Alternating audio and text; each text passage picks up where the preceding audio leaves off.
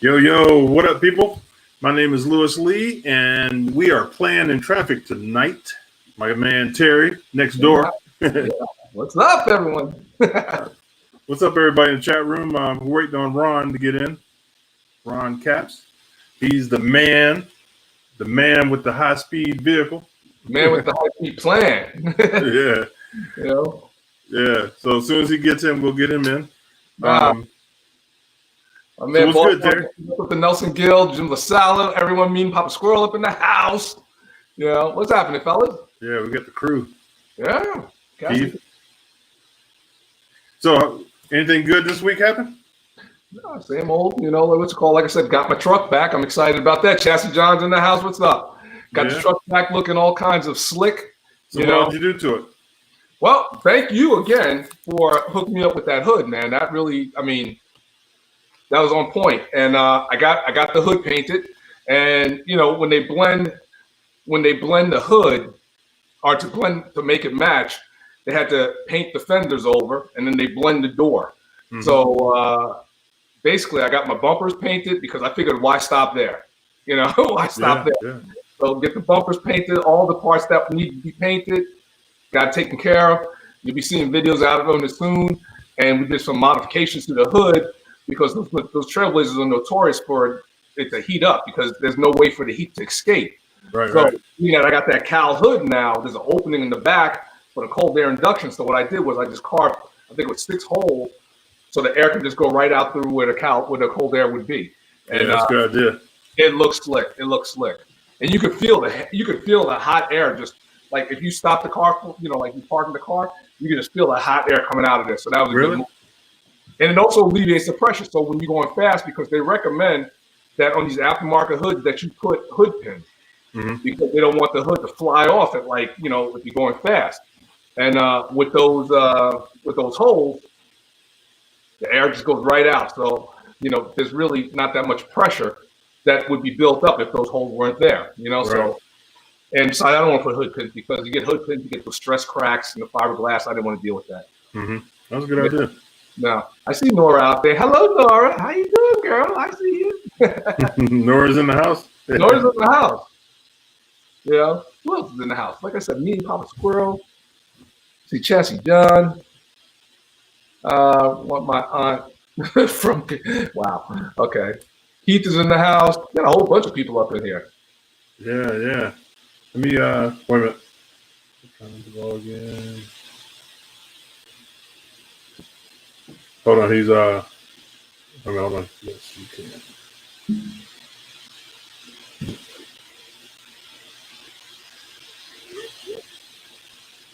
Oh.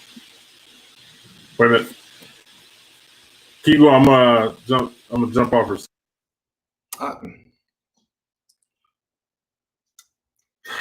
Am I the only one here?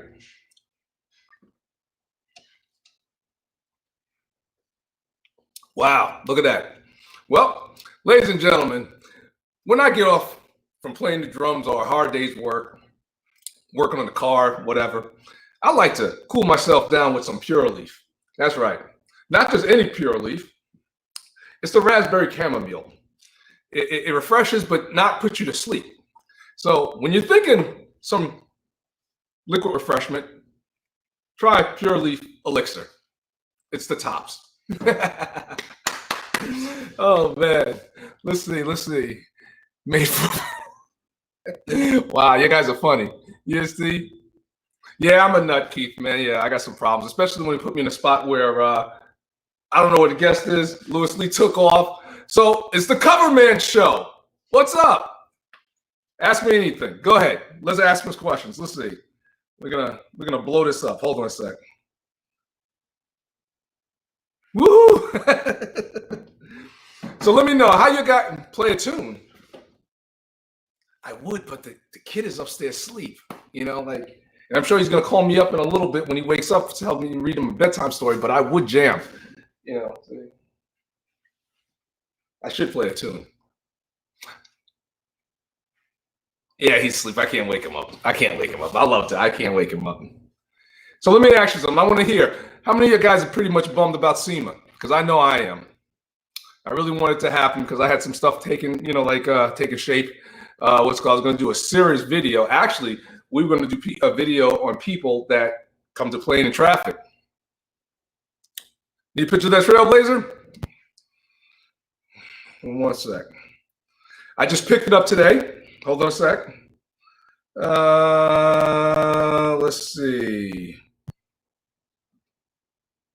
Let's see if this works out. Hold on a second. I don't know if you can see it, but there it is with the cowl hood on it in front of the garage shop. See it? Thank you. But let me see if I can get a better shot where with the cowl hood. The hood, yeah, I love that hood, man. Let me tell you something. That cowl hood. Now, I don't know if you guys caught in the last video that I was mentioning when Lewis Lee brought it over and I mentioned the cowl hood. I found out that the owner, because MPD1, they went out of business, and I found out that the owner, Ed, had passed. So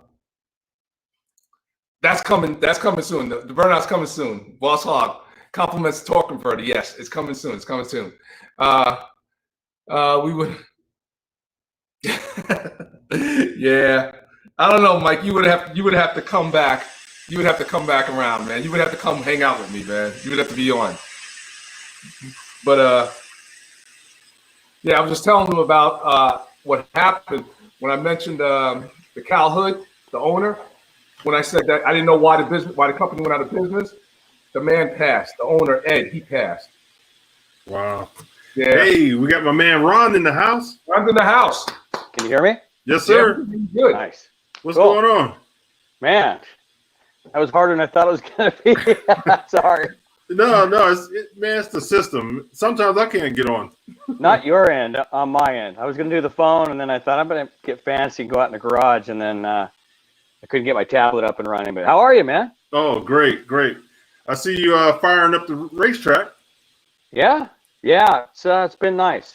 I saw you talked to my teammate Jack Beckman, who won last weekend. Oh, did he? And yeah, we've been. It's been nice. Been nice getting back to racing, seeing fans, and you know, through all this COVID stuff, it's just good to get out.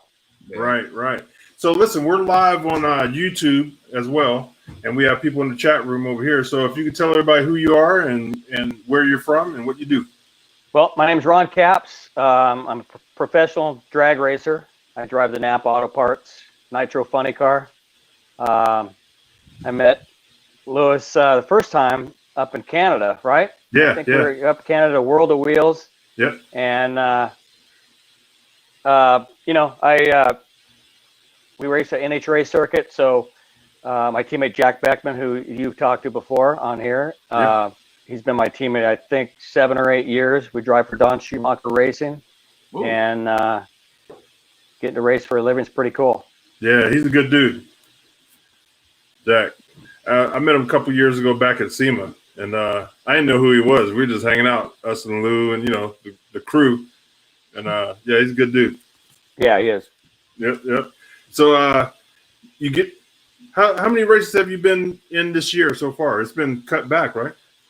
Yeah, we before COVID started, I mean, we had 2 races, LA and Phoenix. And then once the pandemic hit, we were on our way to Florida actually on that Friday, and they canceled the NASCAR, they canceled IndyCar, and then we were racing in Florida and they canceled ours. So I got on a plane, flew back home to California.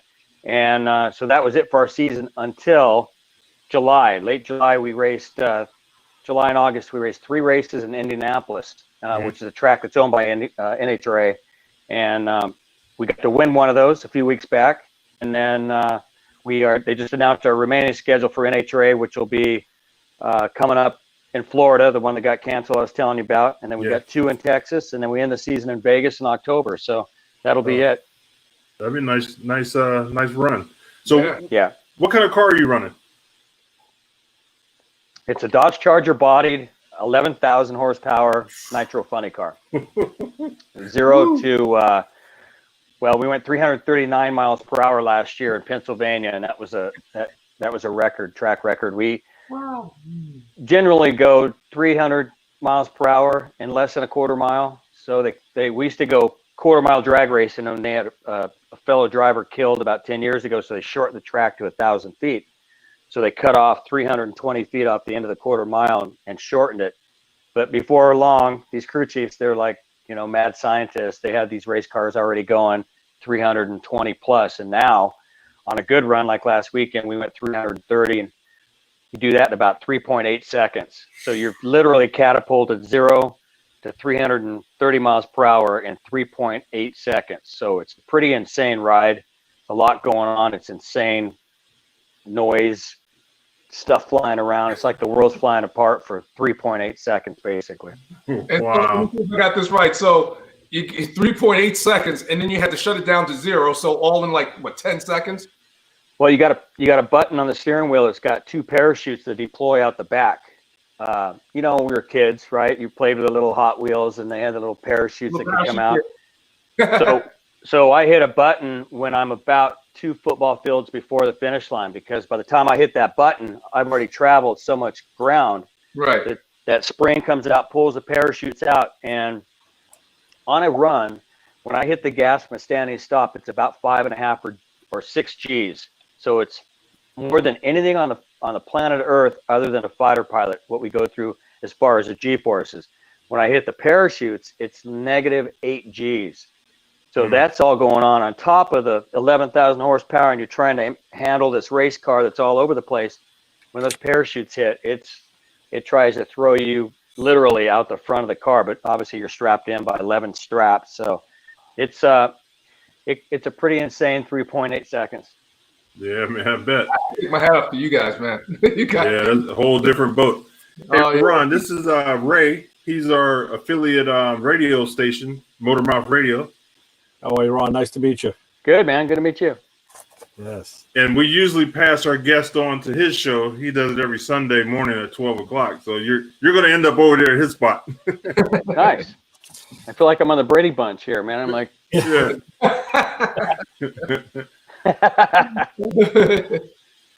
That's kind of the first time we've been compared to that show, that's great. I got to remember that one.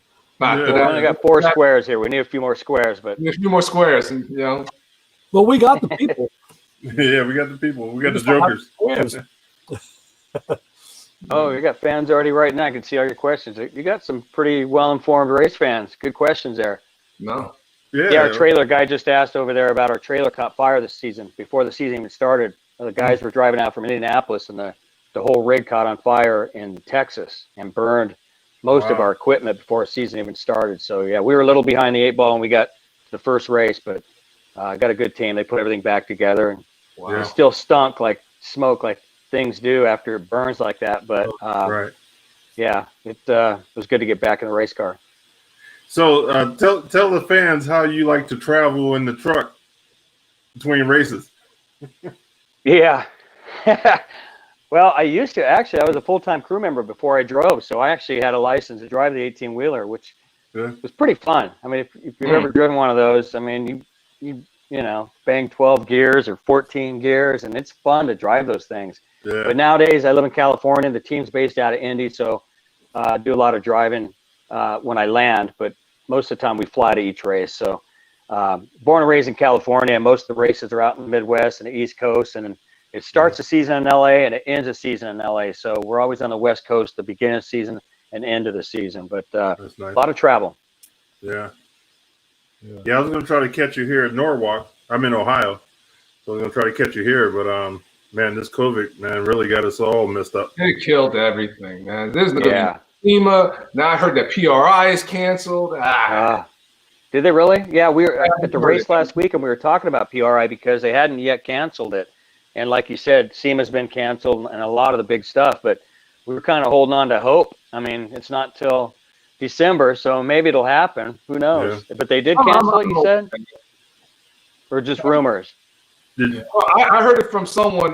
Who did I hear that they canceled Pri from? It was a reliable source. I just forget who it was at this point. But that would suck. Darn. But they might have heard it from some idiot. So Yeah, you never know. Word travels around like that. But yeah, I hope they still have it, man. I'm looking at that'll be like the last good thing left of the year that us gearheads can at least go to, and that's always a great show. And can you imagine how crowded it's going to be if they do have PRI because of SEMA's not going to happen? Yeah. Everybody have money to go. Yeah, in wintertime, it's going to be cold. Years ago, I used to drive for a guy named Don the Snake Prudhomme. You remember the snake and the mongoose? The snake, mongoose, snake. Yeah, so I drove for the snake for 9 years, Don Prudhomme, and one of my heroes growing up. So to be able to drive for him and work for him was pretty cool. But the first year as a professional driving for the snake, I went to PRI, and it used to be in Ohio years ago. You guys probably, I don't know if you went way back then. Yeah. It was there when I first went, and it was huge. It was in Columbus, I believe. And then they moved to Florida and then to Indy. But, man, we would fly into Columbus. And, see, I grew up in California, so I don't have the snow like you guys. That was my first time really being around snow in the wintertime. I wasn't quite used to as a California guy. Yeah, I wish they had moved back to Florida. Oh, that would be hot. That was nice. Yeah. Because it's cold in Indy, boy. It's always the coldest week in the year. It's like Rocky IV when he landed in Russia. Yeah, exactly. So, Ron, what got you into racing? What started you out? Go-karts or? My dad raced as a hobby when I was a kid on weekends. You know, we were always at the drag strip. He worked for a Chevrolet dealership in the service department for 30-something years. So, but he was kind of the local guy that everybody brought their cars to that wanted to go faster. Like he was that guy. Mm-hmm. So we always had somebody's car in the driveway or the garage or somebody's race car over getting looked at by my dad. And we had a little track in our hometown. So I was always at the racetrack as a kid, you know. And then as I got older, I got the crew on some dragsters, you know, some people down on lower levels, and I'd go hang out with my dad and just kind of tag along and listen to what, you know, he was saying and just kind of try to keep my mouth shut and ears open and learned a bunch from my dad, you know, and then became a crew. I always wanted to drive. We raced go-karts growing up as a kid, and I always wanted to be a driver. Just we didn't have the money. I didn't have a big sponsor to bring, and I didn't have $1 million parents to write a check for a ride, you know, and that's in most motorsports.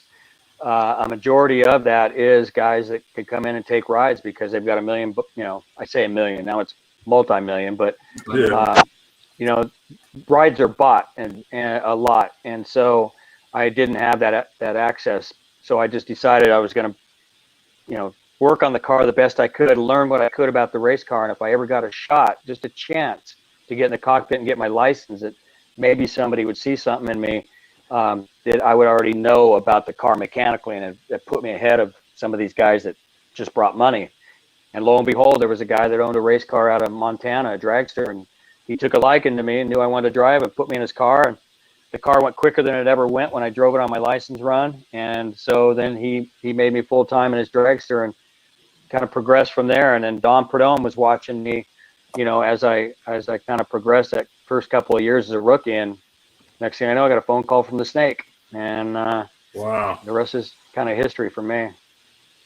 Wow, that's great, man. You know, that lets people, you know, like in the chat room and on YouTube, it shows that you can become somebody or do whatever you want if you put your mind to it and really work at it.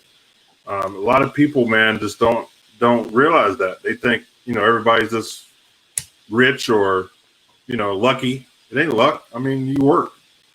Yeah, and I'm one of the few that has never had to bring a sponsor to my rides. I've always been hired because they thought I could do a good job, you know, in the car, but representing sponsors. So I work my butt off, man. And it's driving the race car is only part of it. It's really kind of taken care of. We've been really, I've only had 3 sponsors in my career. It's 22 years I've been driving professionally, and I've really only had 3 sponsors. In the Snake, we had Skoll in Copenhagen was my sponsor for 9 years. Then I had Brute Loan for 3. I've been with Napa Auto Parts almost 14 years now.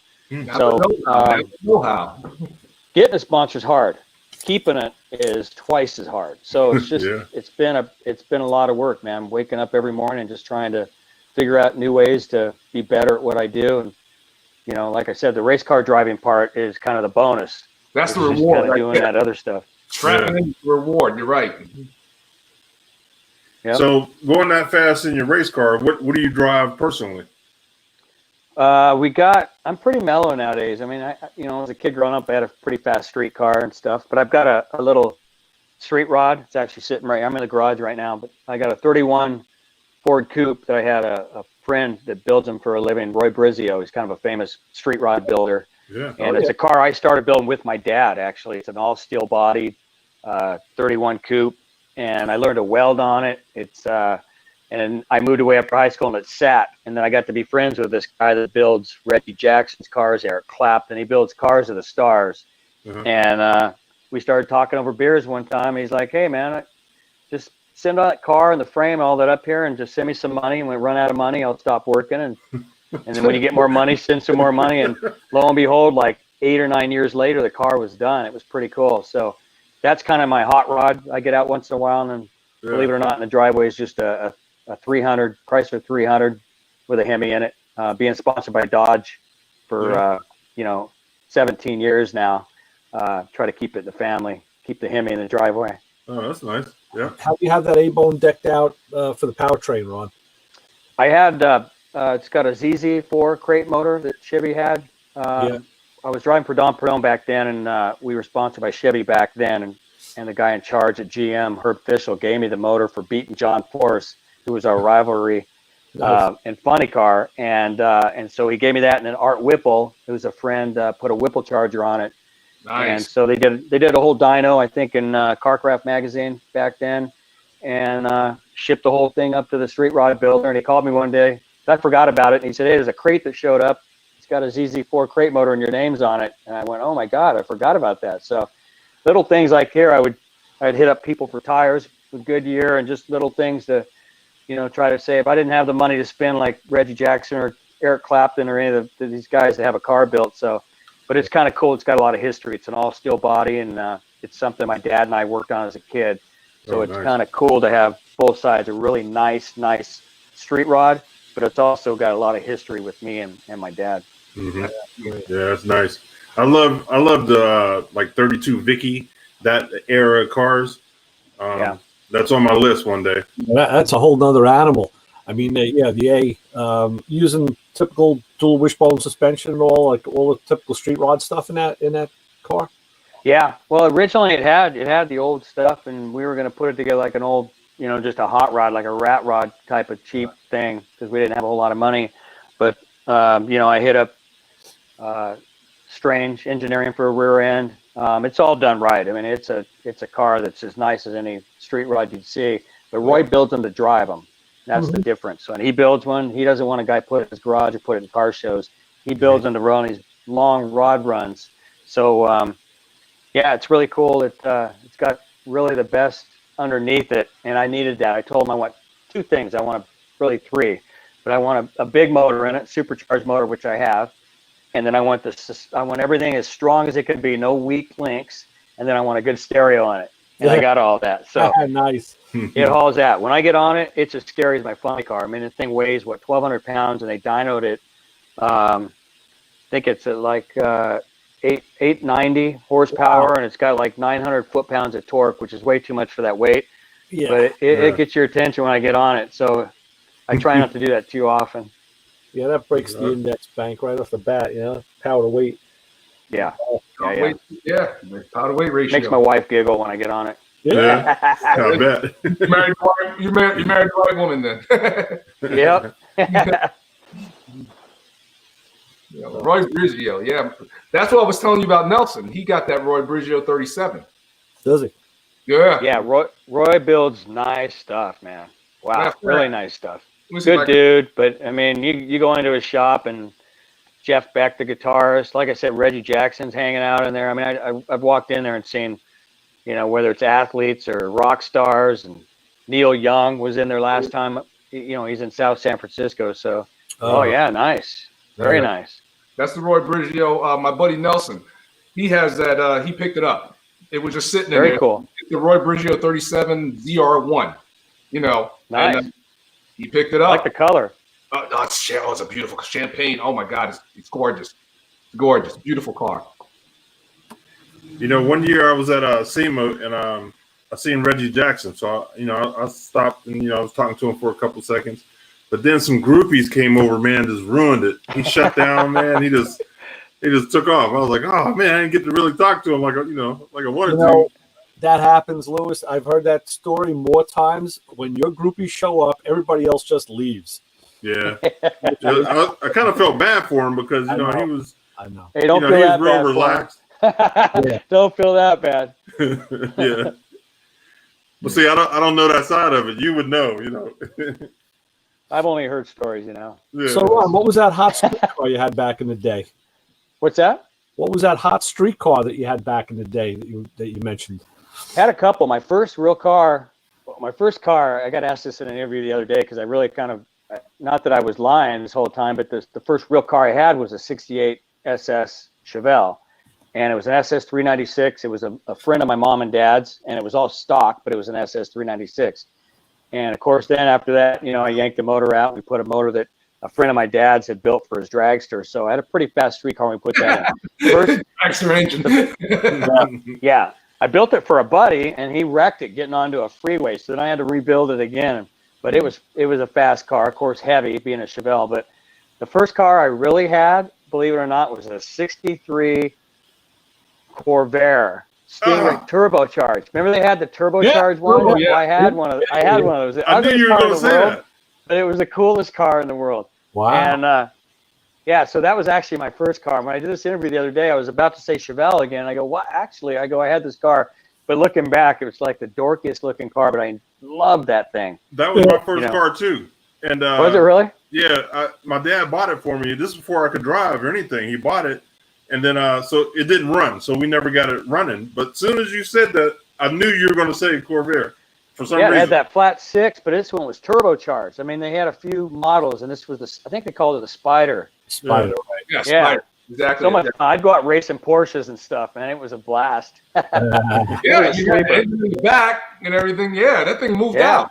Oh, it handled good. I mean, of course, they had a bad rap for wrecking and flipping back in the 60s, I guess. But not the coolest looking car, but it was fun.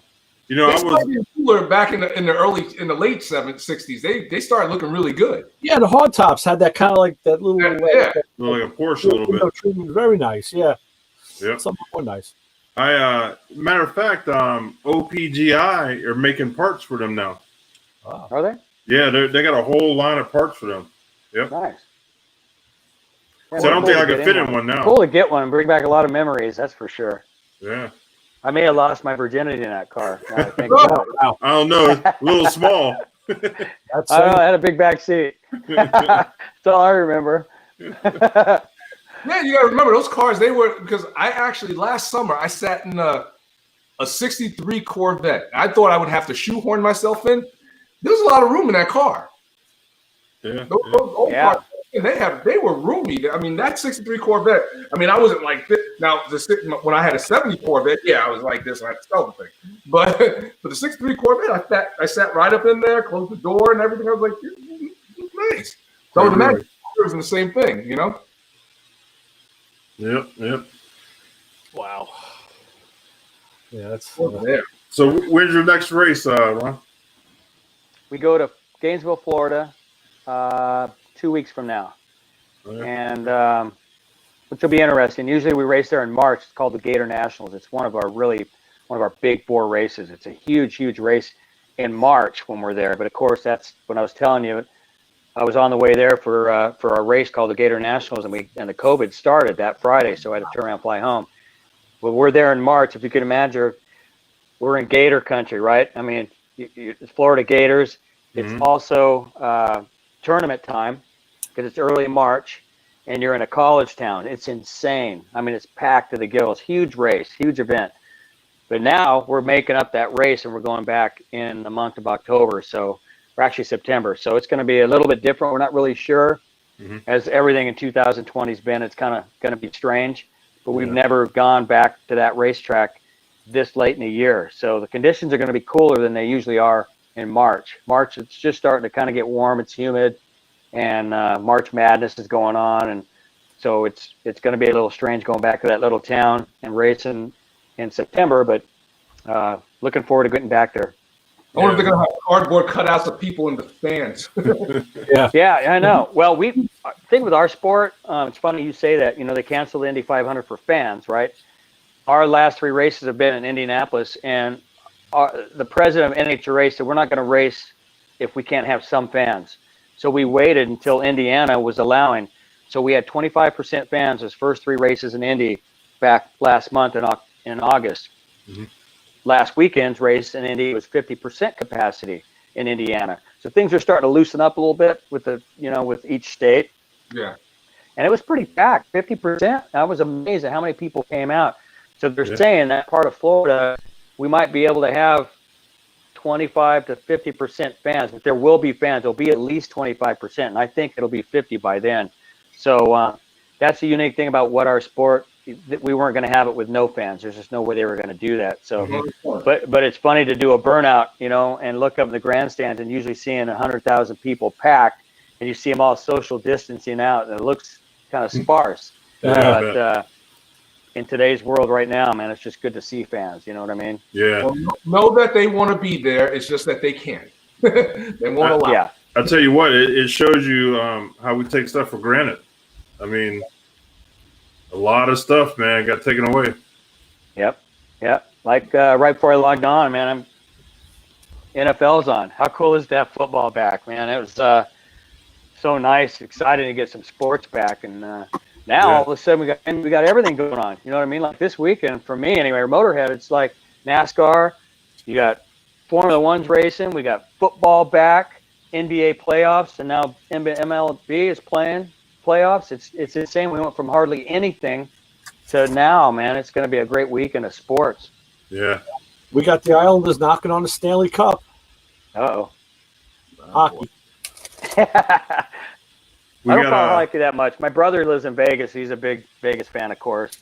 But living in California, we weren't growing up on hockey like you guys did. Right. Yeah. Love it though. I love going. It's a great sport. These two are in New York, so they're more into the. You got to be into it, right? Yeah. I'm a Rangers fan, but all right, New York. So is it Giants or Jets? Well, I would have 2 years ago. I would have said Giants. What about growing up? Was it Giants or Jets for you two? No, it was Giants. Giants. Yeah. What about you over here? I was always a Giants fan, but my daughter's. Okay, what about fan, Mets or Yankees? Yankees. All right. Not many Mets fans, huh? And I'm in Mets territory down here. But still, Yankees.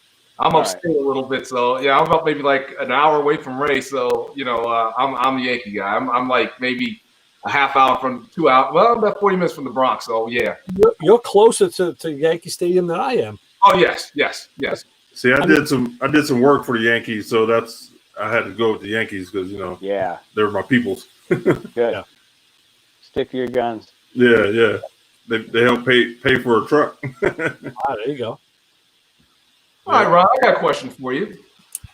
Man. Here it is. Yeah. Am I in the hot seat? No. Are you familiar with the 55, 56, and 57? Oh, that old question. Yeah. 55, 56, 57, what? Bel Air. Oh, yeah. Which is your favorite? I'm just curious. I'm a little partial. I've always had a soft spot for the 55. Okay, that's fine. Is that the wrong answer? Yeah. It is. I like them all, and I'll tell you why. No, I'll tell you why. Because growing up, I found out my dad, through pictures of his, one of his first street racing cars was a big block he put together. Was a 55 Chevy with emotional attachment. He had an L88 427 he put in it, and that was right before I was born. Wow. So I've always heard these stories and seen these pictures, and so I've always loved that look of the 55. I love a 57. I love a 56, but I just always loved that look of that fat 55. Well, I got big motor in it. Not everybody had access to or knew what an L88 was, but back in the day, back like in the 60s, before I was doing it, the hot thing for 55s is guys were dumping Olds engines in them. Olds engines and Olds rear ends. That was the hot setup, out of the gate. Now you're sounding like my dad. Yeah. Sorry. You could afford it. You could pull an Olds engine out of any big old Olds. I mean, the LA meets. Why? Because they have removable axles. They had solid axles that bolt in. On the it was a solid pumpkin rear. It was a pumpkin style rear, just heavier duty. Just a heavier rear. Guys put Pontiac rears in them back in the day, also. But the Olds engine, for some reason, was a popular swap. It was probably torquier. Yeah. But then, I mean, because all you had was a 265. You had a 283. You had something small. I mean, the big blocks didn't come out till the mid 60s. So it depends what era. You know what? The answer, Ron, but the answer we were looking for was 56. Well, if I would have split the difference, I would have been right in the middle. Yeah. Oh, you got a 56? You used the word "we." I will have one soon. Yeah, you used the word "we." The answer we were looking for. No, that's the answer you were looking for. See, I'm a 56 too. I mean, we all have soft spots for different reasons. Just that's Terry's. None of us choose that year. I went with the 56 because the 57s got bought up and played so hard. And one of my buddies built a 56. And, man, I fell in love with it because I was like, man, this is really hot. So that's why I started liking it. Chance. It's the better looking out of the three. It's just. Yeah, I've said, I've gone on record many times to say that I think the trim is nicer on the 56. The body trim is nicer than the 55. But, just that visceral street racer. Like I said, there was a car that I thought was going to eat me when I was in grade school. It was a 55. So, those things you talk about emotional attachment. Oh, man, it just burns into your head.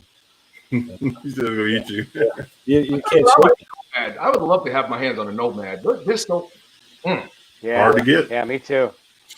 Oh, any year, but it's at that 57. Oh, I can't stand that front end on a 57. My brother has 257 Nomads. Yeah, we got 255. So I can take that nose off and put a 56 bumper on. I know. Okay, we got a couple of questions in the questions and answers. John Day, he said, how many people are in your crew? We have 9 full-time guys. They're based in Indianapolis. Our shop's in Brownsburg, which is right outside of Indianapolis. And there's 9 full-time. We have a crew chief, Ron Tobler, who's a legendary crew chief. He's been my crew chief since 2012. You remember Shirley Cha-Cha Muldowney, right? Mm-hmm. The movie Heart Like a Wheel and all that. He was married to her, but he was also her crew chief for all those years she won the world championships. Oh, yeah? So he's been around a long time, kind of an old school crew chief. And then he has an assistant, and we've had 8 full-time guys underneath them. So it's a full-blown, full budget. Napa Auto Parts pays the bills. One of the best budgets in the sport, and I've got one of the best teams. Nice. Now the whole it's a tight knit community. It seems like, is it? It is. Oh yeah, yeah. I mean, we could have a competitor have issues that just beat us, and have issues trying to get back up the start line for the next round, and it's not uncommon to see a team like mine over in their pit area helping them, even though we just got beat by them, and helping them get ready for the next round. And that happens a lot. But drag races like that anyway. It's just I see that from the sportsman ranks. You'll see it on a normal weekend. Just hobby racers, people over helping somebody else, even though it might be somebody competing against them. And so it's a very big family. Sport drag racing is, yeah. Yeah, I kind of got that feeling because any racers I talk to, you all know each other and you all have stories about each other. I mean, you were telling me some stuff about John Forrest, and it seems like you guys are pretty tight. Yeah, big time. All right, we got one more question from John Day. How many runs do you get out of an engine? And what oil do you use? Yeah. Oh, we use Pennzoil. That's the life and blood of our engines. Pennsylvania crude. These engines can make it. I mean, you got to imagine every run, no matter what, even if it does a burnout and I shut it off, the crew has to take that thing completely apart. And what they do is the cylinder heads, the supercharger come off. The guy gets underneath, takes the oil pan off, pulls all the bearing, all the rod caps, and the main caps off and looks at all the bearings. Everything comes apart except the block and the crankshaft sitting in the block. The clutch comes off the back. I mean, everything. It's down to the bare block and the crankshaft. All the pistons come out, and they put it back together with new pistons and rods, new cylinder heads, and put it back together. And they do that in 35 minutes sometimes. Wow. So you can't even go down and get your oil changed someplace, a Speedy Lube, for less than 30 minutes. And my guys will take a nitro engine over 2,000 degrees from a run, take it completely apart, put it back together, and do that in 35 minutes or so. So, but to answer your question, the run, a lot of runs, like I got a really good old school crew chief, and he really pays attention to details. And so we get more than most on a run, runs on a motor. But that motor could last a half a second. When I step on the gas, you've seen them on TV, kaboom, and just blow up completely. So they could literally last a couple seconds or several runs. But on a crankshaft, you know, it depends. But you can get into the teens runs on a crankshaft, on a block. If everything keeps going okay, you have a malfunction, a couple cylinders go out, and it puts a lot of pressure on something. It might scar the crankshaft. Then you got to send it back. So it could literally go one run, or it could go 10 or 12 or 14 runs. So it just depends. But if you got a good crew chief, it'll go quite a few runs. Well, let me ask you this though: when you take those parts apart, when you take everything out except the crankshaft out, okay, now are you guys examining these parts to find out, like, get some type of data, information, go faster, or if there's something maybe on the brink of going wrong or something like that? Well, they have onboard computers. That's a great question. So they look at everything. They've got probably 50 or 60 things. They can look at temperatures and pressures and of everything. But to answer your question, those pistons and rods, I mean, right away, a guy gets underneath, like I said, oil pan comes off. Once the cylinder heads are off, he's undoing the rod cap and pushing those pistons out to a guy on top. So they all come out, and it's a bare block. So they'll look at those pistons and rods and look at the rings and the ring lands and the bearings.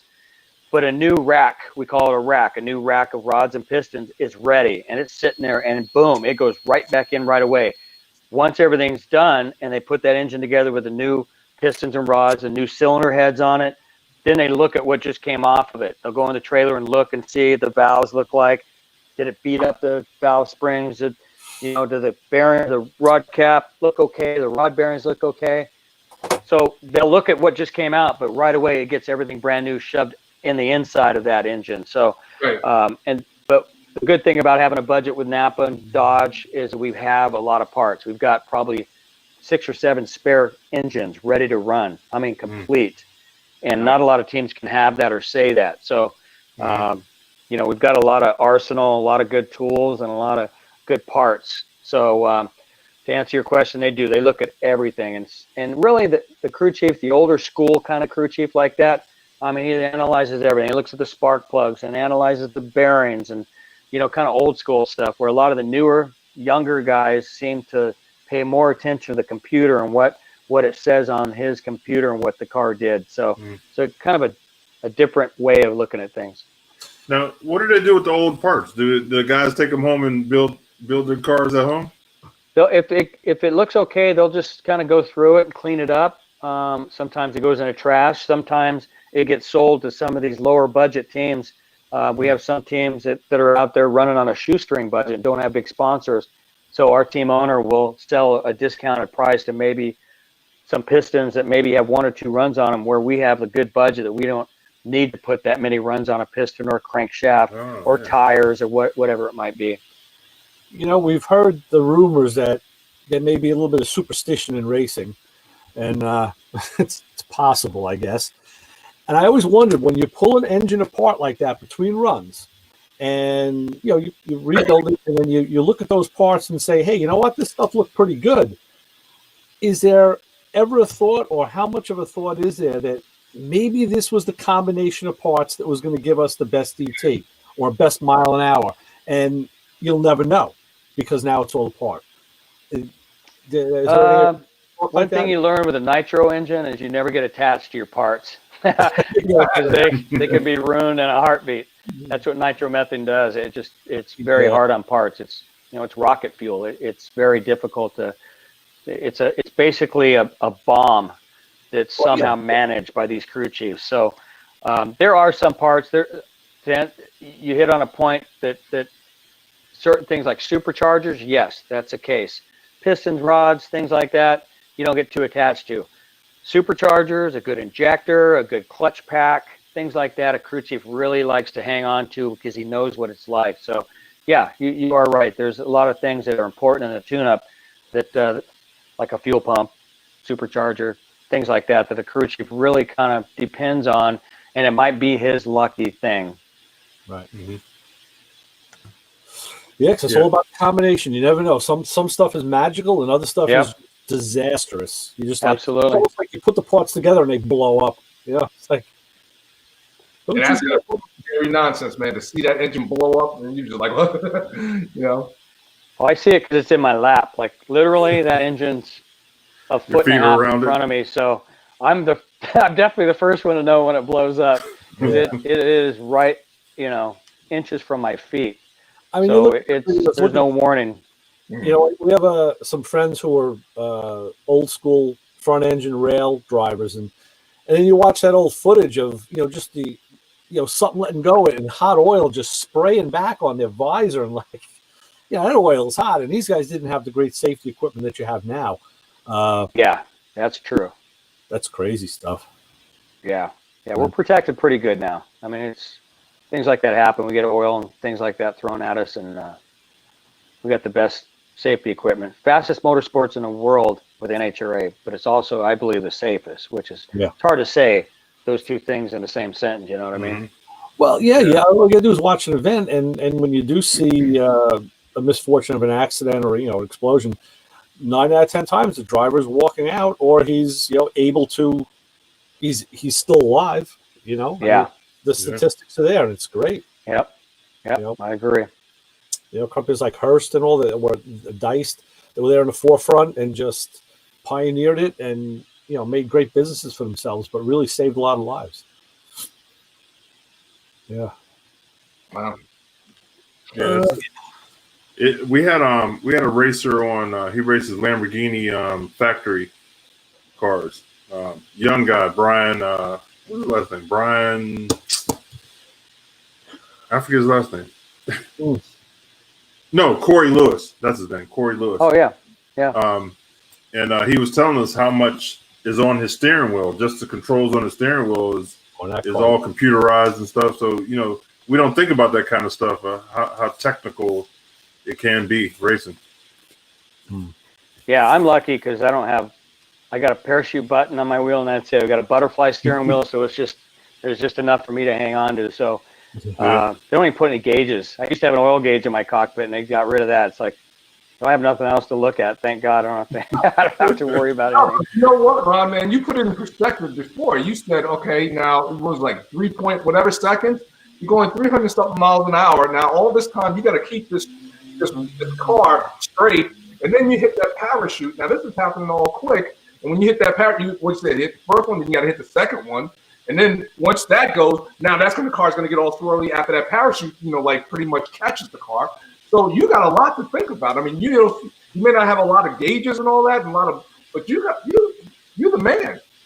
There's a lot going on. If you go on any of my social media, sometimes I'll wear these 3D, well, not 3D, but they're goggles, and they have a high def camera right between my eyes.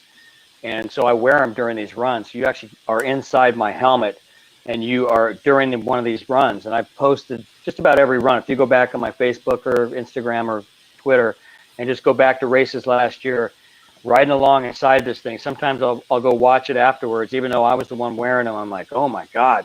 Well, you're actually in there and you hear me shut the visor and the engine gets a little more quiet, but so much going on. And yeah, you're right. You're just trying to hang on. I mean, I wouldn't be able to look at anything anyway in that 3 seconds. I mean, I can barely do my job keeping this thing straight. So luckily I don't have a whole lot of buttons to press and other things like that. I just like I said, you put it in perspective, man. I didn't even think about the G's that you got to be pulling to start and how hard it must be to control this thing. And then you hit the parachute and here you go again. How hard is it?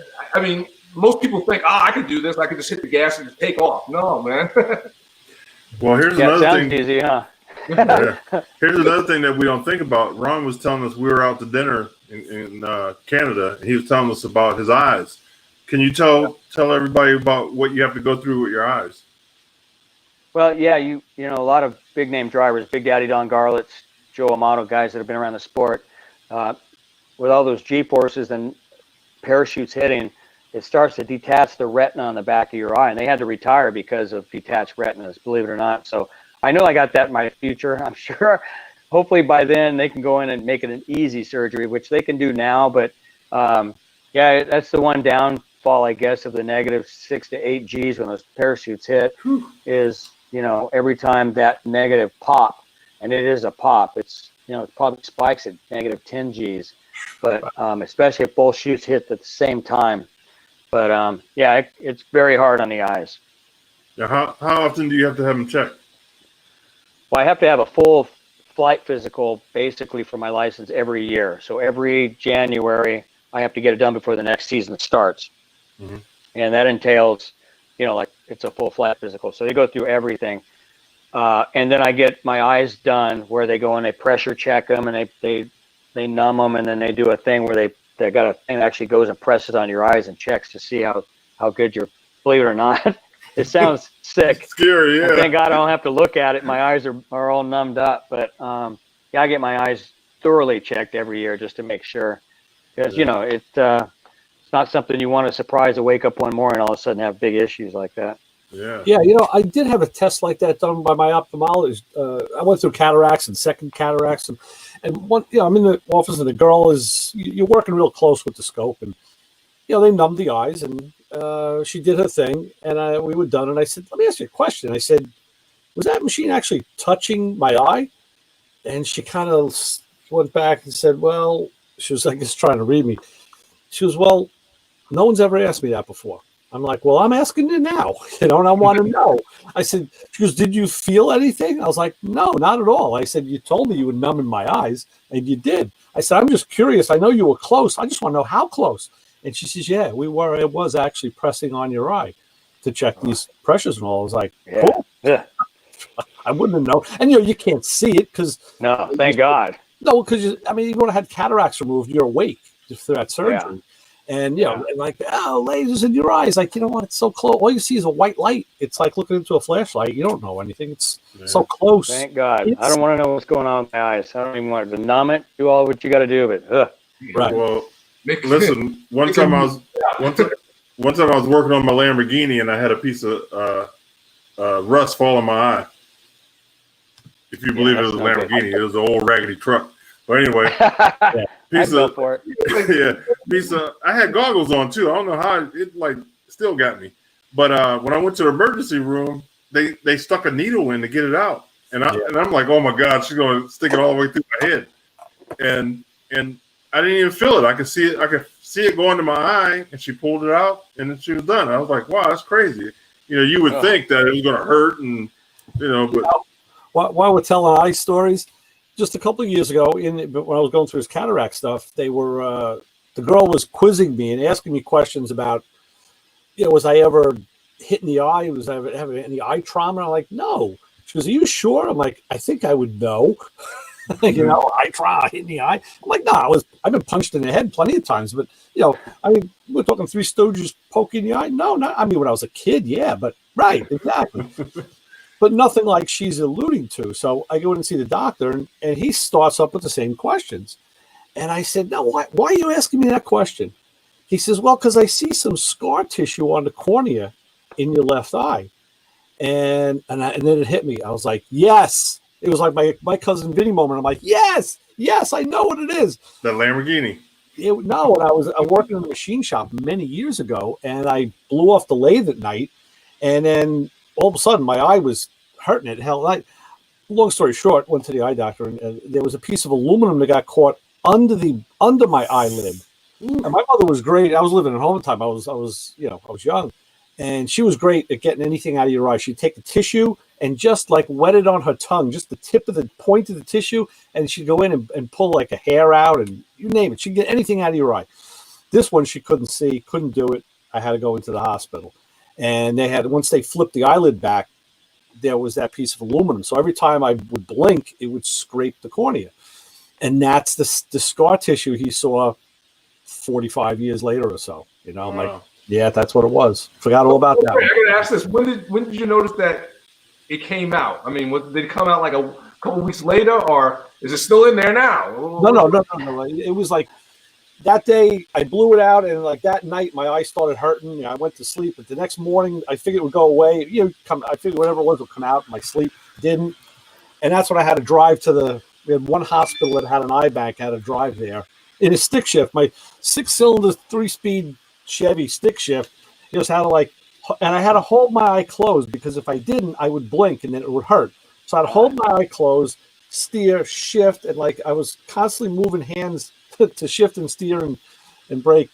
And then, and when they got me in there, he just flipped the eyelid and found it right away. He goes, "Oh yeah, you got a piece of metal in there. It looks like aluminum." I'm like, "Wow, that's crazy." I'm like, "Yeah, I was blowing off the lathe. I had done an aluminum job, so that's what it was." We got Sarah Edwards in the house. Do you know Sarah, Ron? Sounds familiar. Yeah. She runs jet cars. Oh yeah. I see her every year, usually at Norwalk. We have Night on a Fire. Yeah. Yeah, she's good people. Well, I got to run, boys. I got my wife yelling at me. Dinner's ready. All right. Hey, Ron, I appreciate you. Later out where you're at. Yeah. Dinner time out here. Yeah. Hey, I really appreciate you coming on, man. We've been trying to get you on for a minute. Yeah, I know. This is nice. We'll have to do it again. Yeah, listen, I tell everybody this, that your family now in planning traffic. So anytime you want to come on to, promote anything or just to hang out with us, feel free to come on. I am. I'm going to jump in to send questions next week. You're on every week, right? Yeah, every Thursday night. Yeah. I'm going to harass you guys and send really dumb questions over on the side.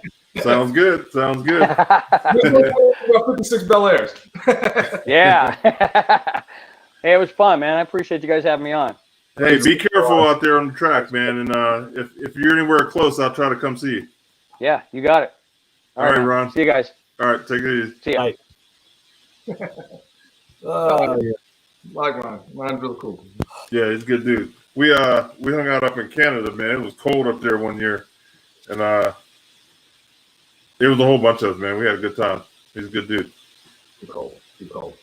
Yeah. Anybody want to jump in? Sarah's still here? Look at Sarah. Ray freaked me out with that eye story. Oh. You know what was even better?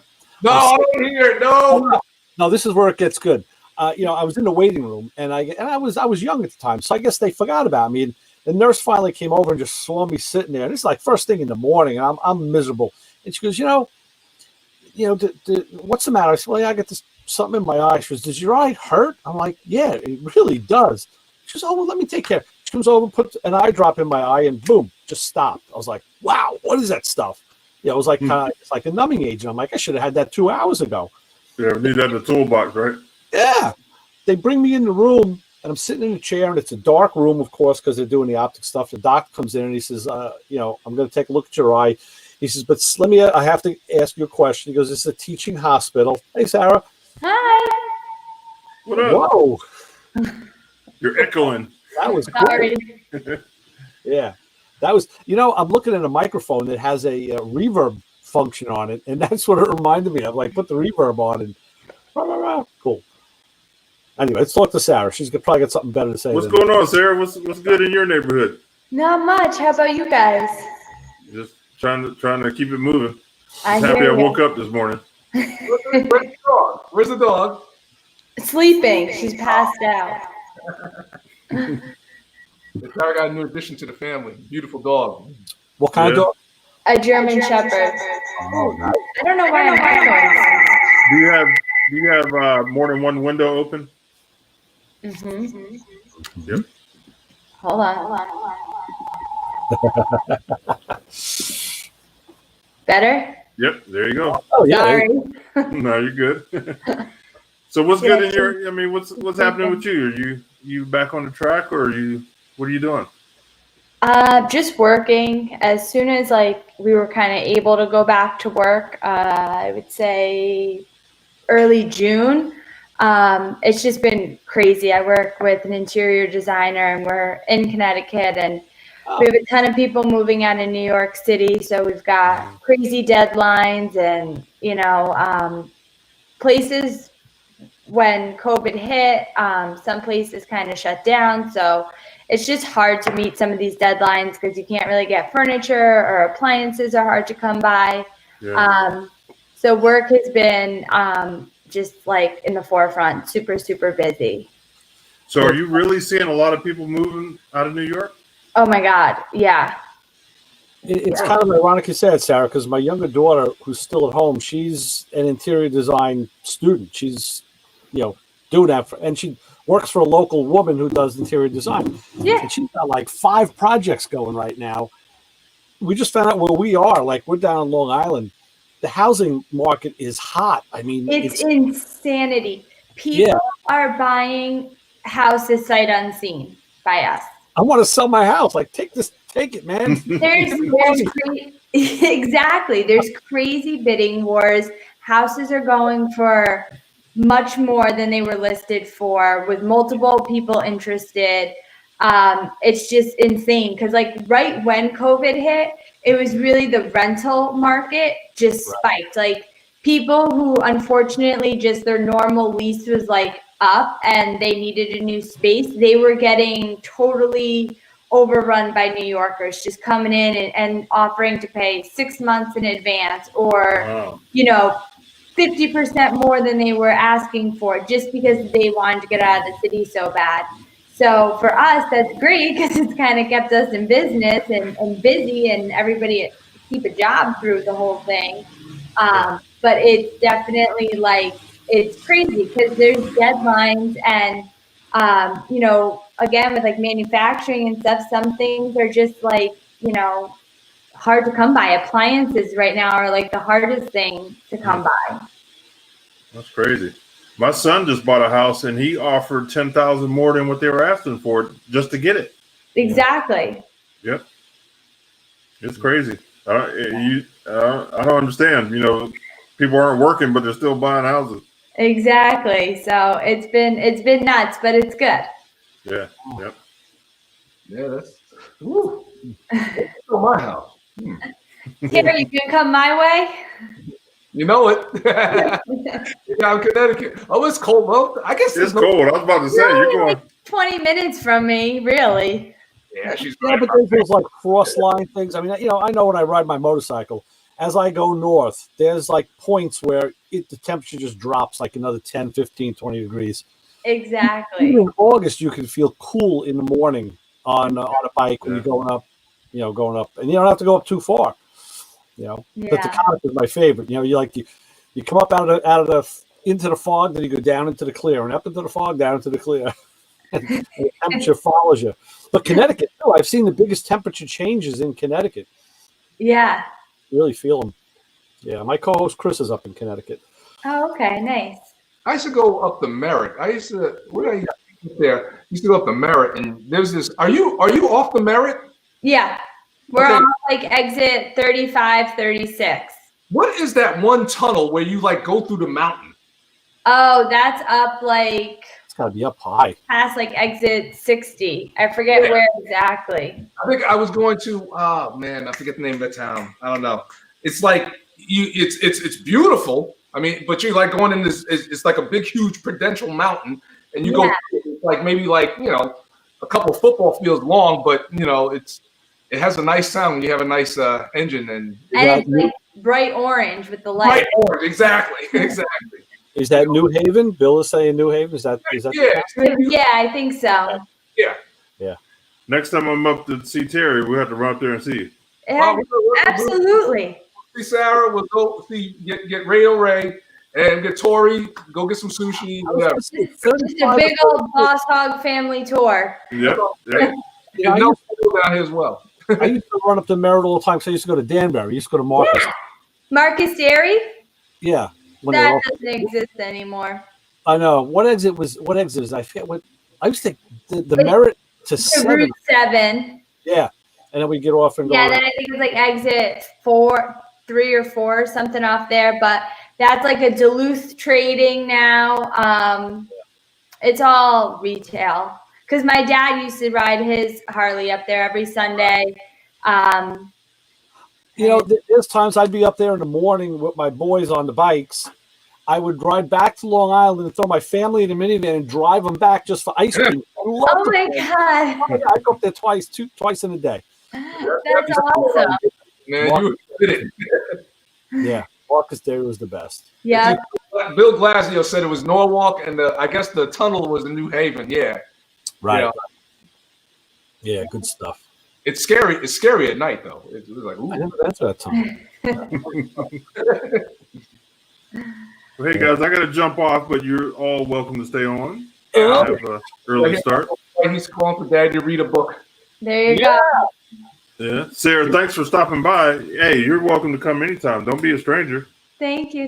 I know. I don't know. For some reason, I was like waiting for it to go live on Facebook. I forgot I had to like actually jump in. So you know what? For some reason, the system. It's like 9 o'clock. Yeah. Give them new cartoons. Did you see my cousins in there? No, where? Nah, what's it called? The guy's name is Clutch. It's a cartoon character. That sounds familiar. Okay. Mark said that, what's it called? The guy's name Clutch, and I forget his partner's name. Clutch is supposed to be my cousin. Oh, I didn't know that. Yeah, Cool. yeah. So at some point, he told me that you're gonna see an episode with Copperman in there. Yeah, sweet. There you go. All teeth. Excellent. Oh man, Sarah, what will you call tomorrow? Yes, call me. I will call tomorrow. I have a crazy day tomorrow, but if I can answer, I'll answer. You give me a call because my day's not gonna be that crazy. Okay. Yeah, my day's like pretty insane. Yeah. Hey, next week we're gonna have Stacey David on, so Oh. he will be in the house. Very cool. Yeah, we can do a design show. I'll get my daughter down here, get Sarah on, and we'll do the design show. What the There heck? you go. Hey, we can do that. I tell you, We have our own little spin-off. Yeah, we're open for anything. this girl really, I mean, she surprises me. She's like now she's an influencer. There's boxes coming to the house every day of free stuff she's getting. Good for her. She's doing videos for shampoo and cologne, perfume and all sorts of stuff, and I can't tell what's what. The design stuff, it's crazy. Nice. Oh, good. That's awesome. Yeah, it is very good. Wait, I'm gonna let Chassis John in. I'm gonna jump off. I got to split too. Oh, you leaving too? So I'll let somebody else in. Brian, I got to talk to Macco Man. Yeah. Everyone You staying, Sarah? No, I'm gonna go. Okay. Well, listen, you better not be a stranger. We want to see you more than once a year. All right, I'm coming back. All right. All right. Sounds good. Guys. All right. Thanks. All right, everyone, take care. Radio Ray. Yeah. All right, Jerry. Louis Lee. Now we're shuffling tech. Hey, did you make any phone calls? Huh? Did you make that phone call? I did. Give me a call. All right, I'll call you in a minute. Give me a call. I did. Yes. All right. All right, cool. All right, guys. I'll see you next All right, week. everyone. See you Stacey later. David, tell everybody that we'll be here. Be easy. Always. All right. All right, later. Got blink. Wow, he froze. That's a cool graphic. It's almost like an oil painting of Terry. Neat. Yeah, talk to myself. That's all I do, John, is talk to myself. And believe me, you wouldn't want to hear what rattles around in my head. Actually, sometimes that's kind of like the best therapy. Sometimes is just to talk to yourself, go out in the garage, or work on something, and it's just, you do talk to yourself, and that's how you work stuff out. It's pretty cool. Yeah, scary, right? Bill coming up to Connecticut trivia. We got to get Chris on here. He's got all the highways and byways too, I'm sure. Knows all that stuff. Well, yeah, I don't know. And there we go. What up? Recognize that finger. And they let Brian out of the basement again. Yeah. Nice. Try to find some more light the right way. They just turned that one behind you off. My camera is ridiculous. It gets like overheated. Yeah. You know what I'm saying? In terms of like the iris. Is just, I found out this video camera I'm using. It's an HD. It's a Microsoft, but it has a microphone built in. yeah, mine does. I didn't know that because I had a second one. I brought it to work and hooked it up. I got a meeting there next week, and I was testing. I did a Zoom meeting with myself, and I tested the camera, and then it said, "You want to check the microphone, the desk microphone?" I'm like, "Huh?" I'm like, "All right." And I said, "Check 1 2, check 1 2," and I heard it back. Oh, I realized the freaking camera has a mic. This camera it's better than the one, believe it or not, the one that Dell stuck in the laptop is horrible. It's like Polaroid quality. Yeah. And this one's a Logitech. It's better, but it's junk. Right. I need to buy something that's like a 1080p, something good. Oh, you look good tonight. Your image is particularly clear tonight. Oh, good. Very nice. Very nice. Yeah, the Bill was just saying busy. assembled. I was just watching Uncle Tony video where he went through the whole, like the lineage of the Duster from the 60s, like how the A-body Barracudas and Duster, and he was comparing it. He made the obvious comparison to the Nova, and and then the differences. And I didn't know all the crazy crap that went on with the body of that with the Duster, but it was a pretty cool video. It's his current one. If you want to check him out, My buddy had a 70 340 Duster. Yeah. He was the first guy I ever knew that had nitrous oxide. Oh yeah. Bobby Chrissy from Northport. He's passed away, but he worked at a speed shop, Mighty Motors in Kings Park. Did you hear Mighty Motors? Yeah, I did. They were in Kings Park, and he got from NOS. They had just released the first nitrous oxide systems, and the solenoids were like this big. Really? Yeah, they were like the solenoids off of a soda machine. That's where that stuff started. Yeah. And it had a plate. It was a plate system, and it was good for like 150 horsepower. Right. It wasn't tunable. Yeah. They back then they used to just drill holes at different drill sizes. Right. And then eventually they decided to start using jets. Yeah. But it was so cool that I helped him put this thing in his car, and we tested it. He had the button on his shifter. He had an automatic floor shifter. And we took off, and we were rolling probably about 30, 40 miles an hour. He hit the button, and it was like, I was like, whoa. Yeah. That was it for me. Yeah.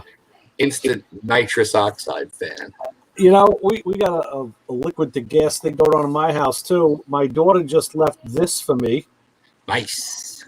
The bottle. I remember I bought this, Brian. I wore my new Macco, man. I only bought it empty. That would make a really cool overflow bottle.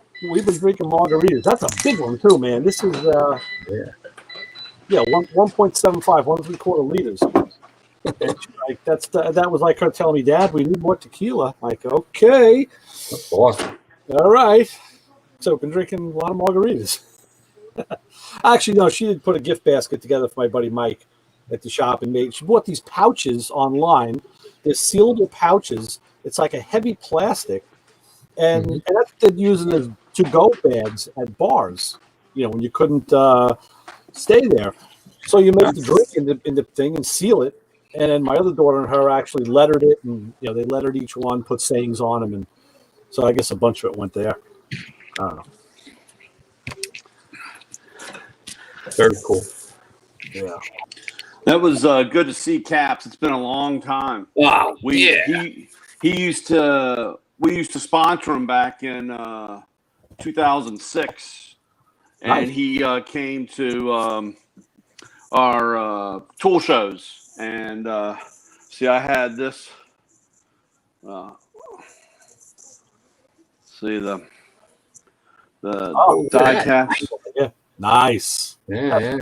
So we. Is that the skull car? That's a Brute.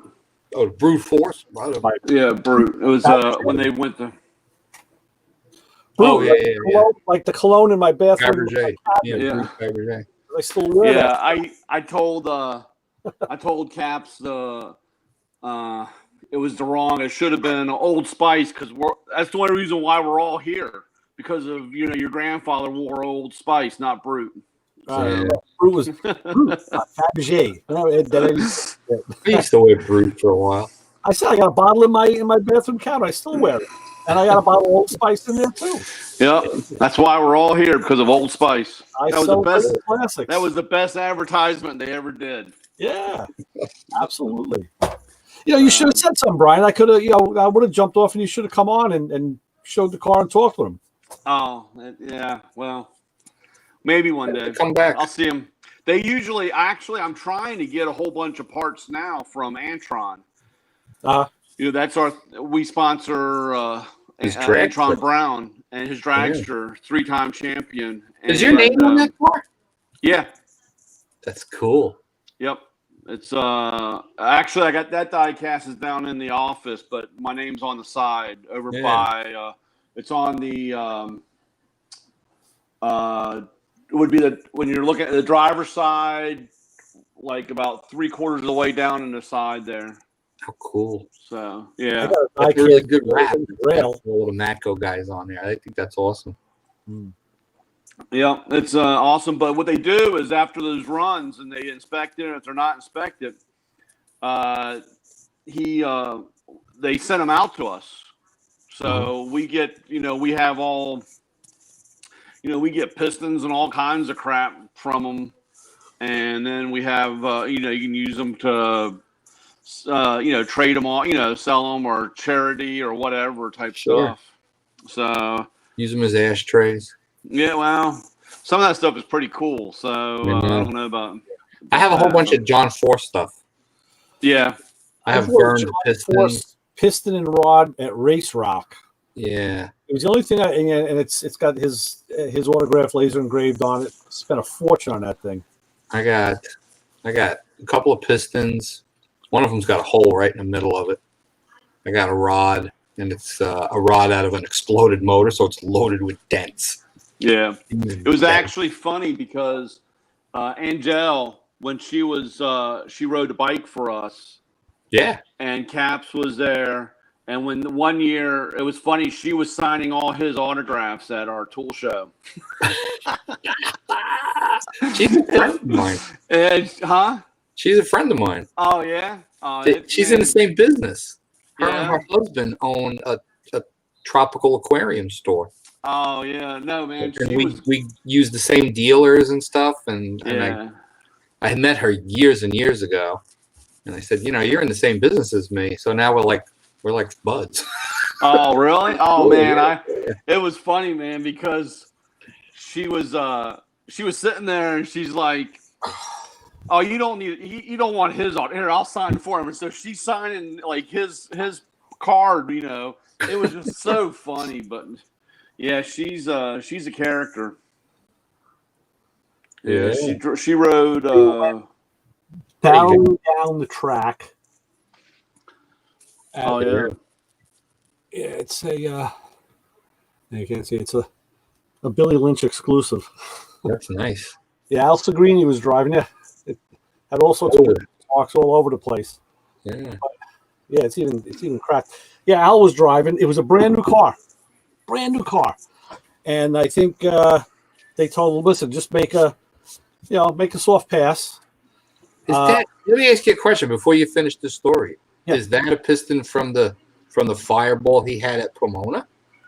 I was at that race. I have the video saved. I don't remember which track it was. It could be. It was the first.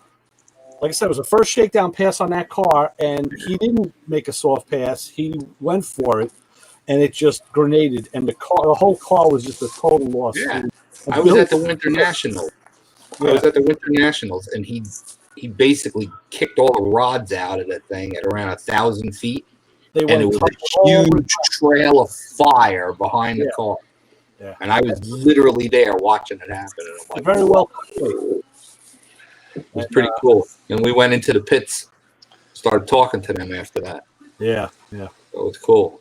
It was good, seeing the Long Island guys. Right. That's awesome.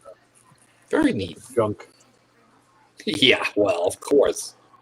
When I was down at Gaulet's museum, he had the glass display cases set up with all of his grenaded parts, and none of that was for sale. But that's what I wanted to buy. Like I wanted to buy a piston, piston head or a rod or a flywheel. That's what I wanted, but.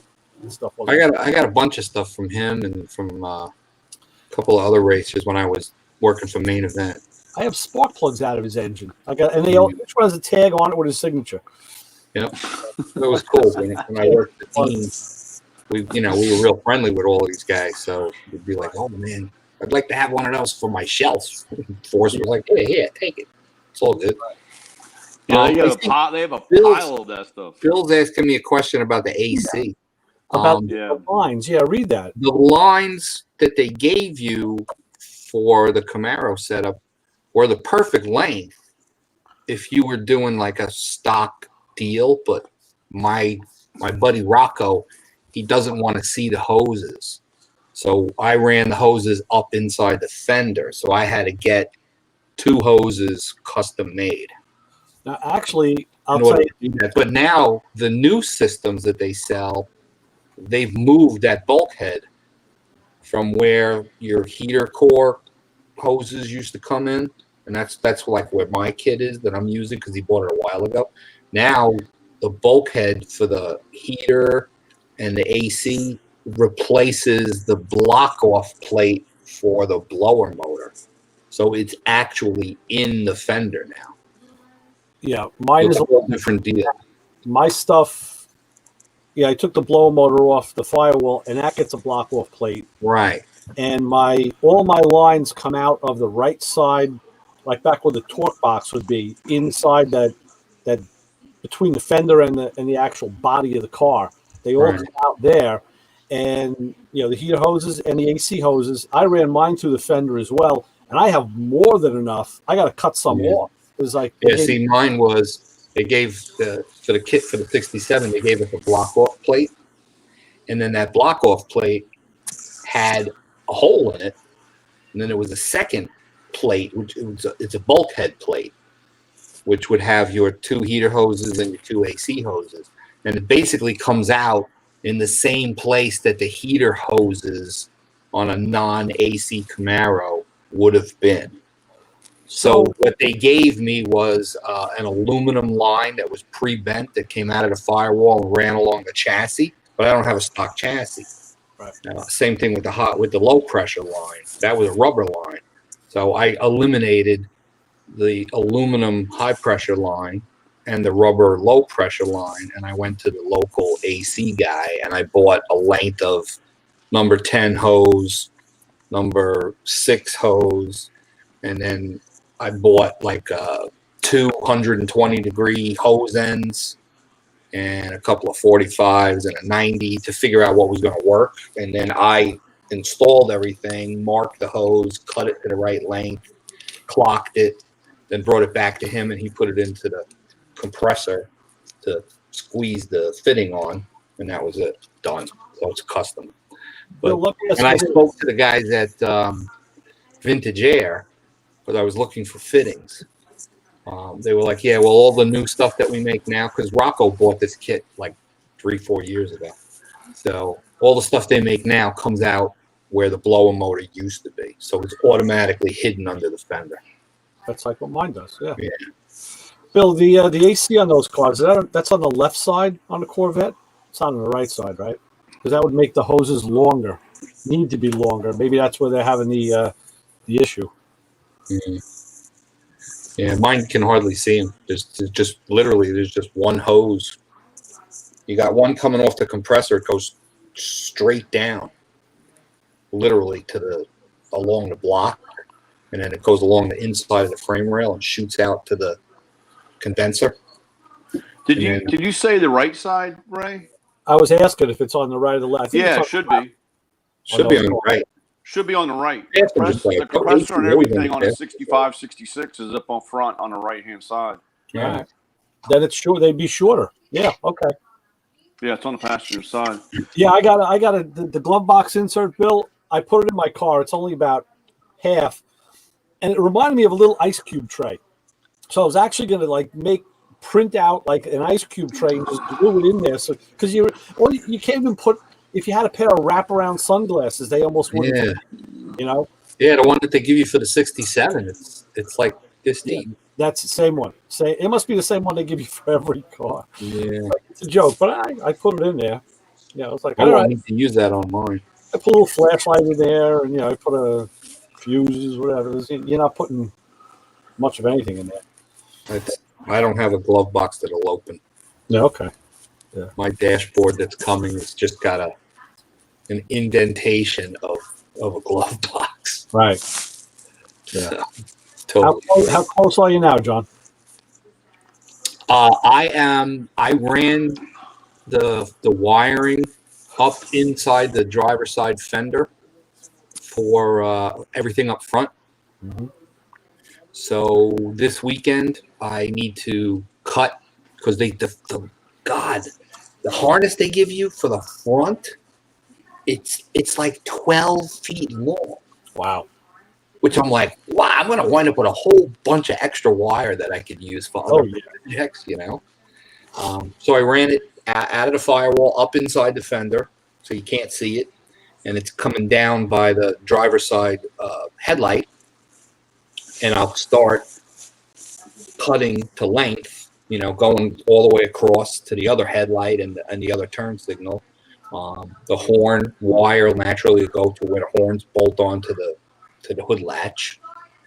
And after that's connected, then all I have to do is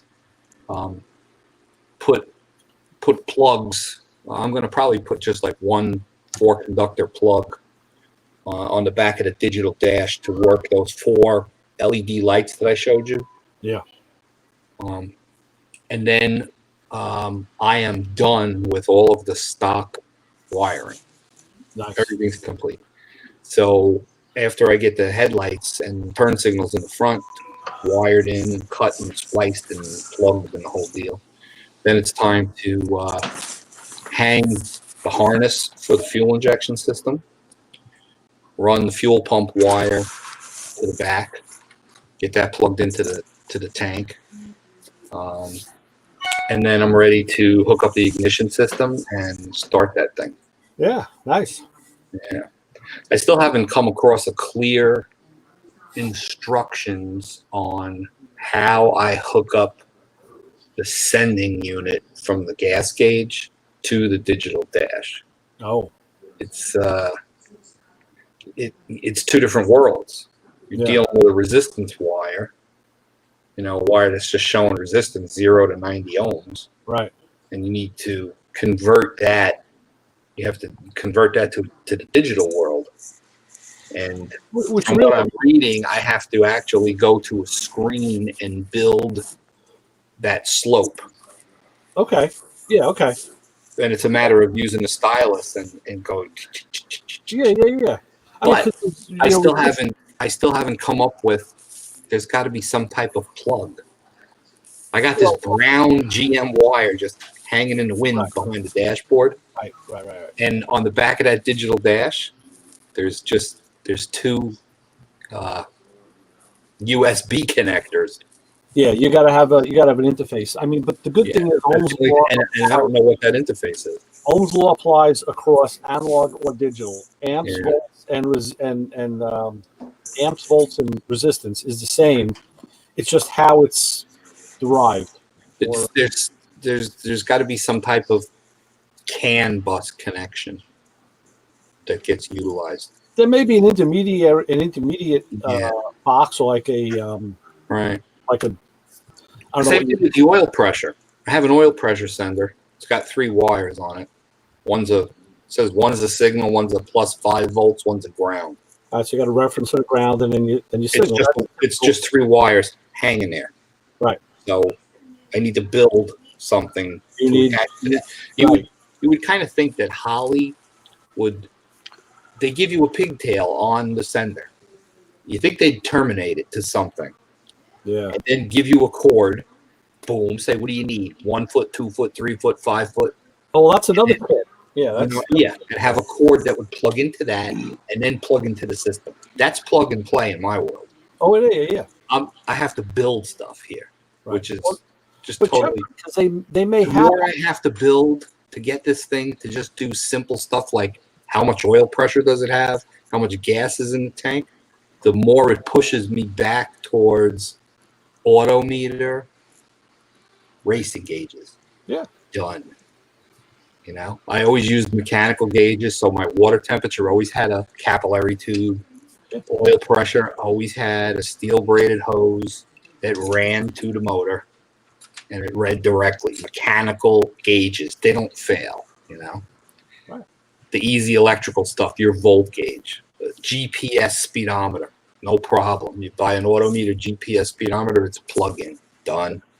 Yeah. You know, so old school car, I'm going right back to Autometer gauges, done. Yeah. But I'm all that not stuff, like I said, into that stuff's digital all got to gadgets. be available. You just got to get on the same page with them so they know what the. And now that I know, you know, based on the MSD distributor that this pump gas motor comes with, literally has a typical MSD green and purple plug on it. So I can plug that into any MSD ignition box. And I'm finished. Works perfect. So that'll be the way I'll go with mine. I'll use the fuel injection because that's a standalone deal. It's only like 4 wires to get the fuel injection system to work. And I'm just going to go with regular gauges, and I'm going to get away from this digital stuff. I don't know. I'm an old fart. I don't care. Who wants to know about tires? He's talking about tires for the Corvette. He bought 2 Krager SS 15x6 rims. He wants the tallest and narrowest tire. He's going for that 60s look. He's thinking the tallest will be 710 by 15. Oh, yeah. I used to run 710 15s on my car. They are tall. They're like 26 inches tall. And that is 26, yeah. Yeah. I wonder Firebirds, second gen Firebirds, I don't know.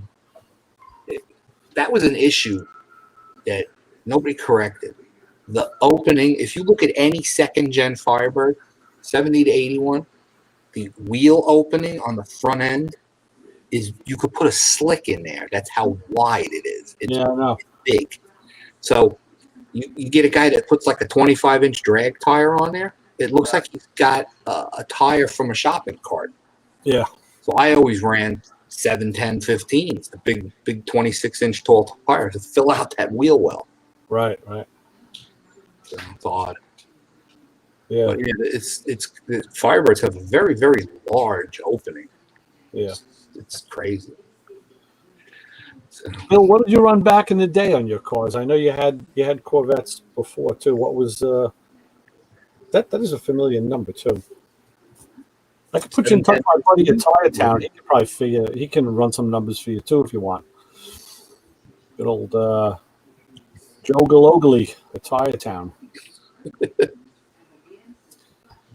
Yeah.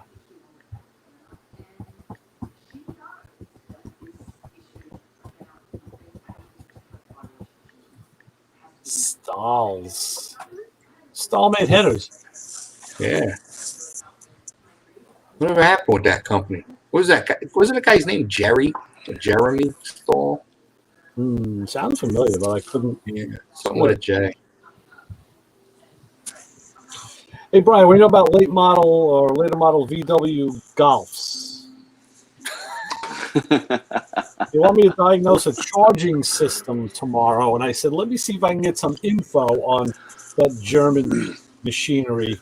Yep. You got to make sure you have a battery light. And if Why? Because that's what ignites the charging system. So when you turn the car on, and if there's no battery light, and if the bulb's burnt out, the car won't charge. See, that's kind of stuff I need to know. Okay. Is that common for that bulb to burn out? It is. So that should come on, key on. You should see battery light. When you have a key on, you should have a battery light. Start the car, and the light will be on for 30 seconds or whatever, and then it goes out, because that becomes the ground for the alternator. And that creates the field. Now, usually a lot of times, if it's a automatic car, they have this problem because the RPMs never get high enough. But those alternators are self-charging or generating force, as in, so the manual car, because you got higher RPMs, it will create a force field and start charging. And that's why some people never know they had a problem, or they don't they never knew that the battery light didn't come on. Right. Okay. But automatic car, the RPMs never get high enough to create a field. They would if I told them. Well, I know, but like I said, a lot of times that is. So That is one thing. And most of those cars, what year you said? 2006? I asked him what year. He didn't tell me. He just said it was a VW Golf, and I'm assuming that since they have it over at the shop, the body shop, it's probably, it's more of a more modern car. It's probably not an 86. Uh-huh. Yeah, VW Golf. I couldn't get the year out of him tonight. I don't know. And they also were notorious because they had a clutch on the pulley system on the alternator. Okay, well, a lot of cars are using that now. Right, and they would come apart and the alternator would not spin fast enough. Yeah, John, what it does, you can tell it says a black cap on the front of the pulley. That's how you can tell. And what it does is it just declutches. If the car is charged, it declutches and kind of lets the alternator freewheel to take the load off the engine to get more power. Yeah, the way Motor Magazine explained it wasn't more power. It was like if they could save a couple hundred millivolts of like load, it would free up some, I guess, horsepower. More power. For mileage, for gas mileage. Just like the auto that automatic shutoff crap where the car shuts off at a light. The auto start, same thing. They're going to save like hundreds and thousands of volts and anything else. I found that my new truck shuts itself off if it's in park. Yeah, it runs for like 15 minutes. It idles for 15 minutes. It shuts itself off. Yeah. Hate that. Whatever. Yeah, right? How you supposed to sit at a truck stop and talk to people? Leave it in gear. Yeah, there might be a button to bypass that. There's one on my parents' Honda. They have a little button down there that you can turn off because I hate it. Because you'll be driving, you stop at a light, and it turns off, and then you go to start it, and it has to turn back on. I mean, it depends on the manufacturer. In 18 we rented a brand new VW Atlas, brand new, and drove it to Tennessee. And when you started the vehicle, you could disable that stop start, and you'd be okay until you shut it off. Yeah, then you had to redo it. Sorry, you had to do it again. Now, some cars I hear are worse than that. The GMs I think are worse than that, and some you cannot override. But yeah, you got to look. That could be. If you had the factory scanner, you can go in there and program all that stuff. That'd be nice. That was like a factory setting just to reset every time, but you can go in and do that. And the only other thing you want to look on the back of that alternator when you look at that car is you should be able. Well, the clutch is okay, but you should also be able to change the voltage regulator out of the back of it. Okay, that's more and more like a Bosch unit to me. Yeah, I mean, if it's like I said, if it should be that way where you could pull that out and actually look to see if the brushes are like wiped out or whatever. Because a lot of times, that alternator is $600-700. Actually, with that, you usually get like a voltage fluctuation if you have a volt gauge. So I have a Bosch alternator in my Fiat. It's funny. I just had a guy over here yesterday. The same guy from the shop asked me about a month ago if I would talk to this guy. He brought his car in, wants to pay. He's got a Fiat Spider like mine, and he has an MG. Guy's name is Colin.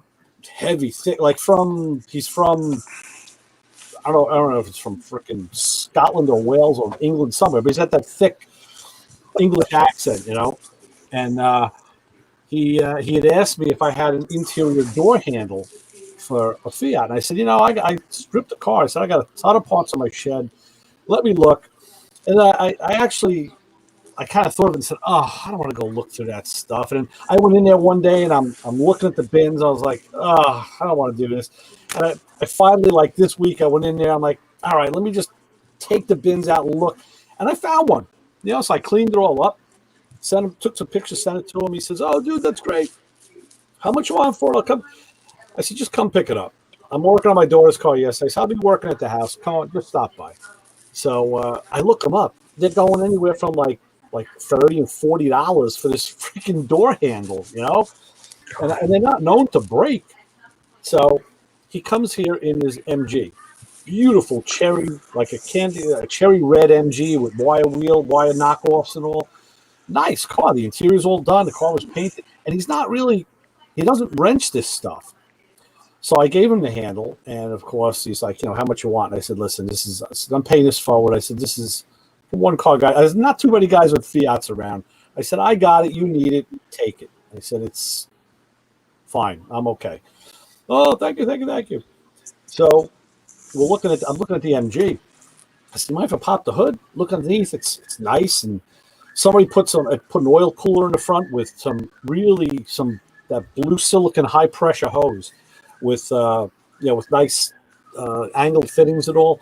I said, wow, that's a pretty beefy oil cooler. Oh yeah, I had a guy do that for me, and he made these hoses. I don't know if I needed them this heavy. I'm like, well, they're definitely pressure hoses, and this motor probably doesn't make that kind of oil pressure. He goes, yeah, they cost me $250. I was like, oh, geez, man, they saw you coming. So I was like, you could have done that a lot. You got a Moreland hose. And I said, the guy up here told at the oil parts store will make hoses for you, So that's when he told him it was $175 for the handle. Yeah, right. So it's funny because we were talking, and then I'm looking at his alternator, and I said, how's the electrical system on his car? And he's like, oh, yeah, everything works. Everything's good. Lights work. He's got driving lights. I'm thinking, this car can't hold that. The load, there's no way. And then he goes to tell me that he's got a problem with the switch, so he's driving without brake lights right now. I'm like, what? In an MG? I said, dude, you got, this is a freaking Lucas, man. You're riding with the Prince of Darkness right here. You got to carry a spare jar of smoke, to refill the system when yours comes out.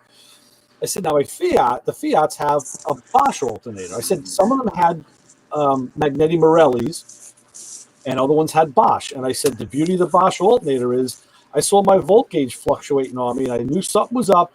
And then my radio got weird. Like all of a sudden it would shut off.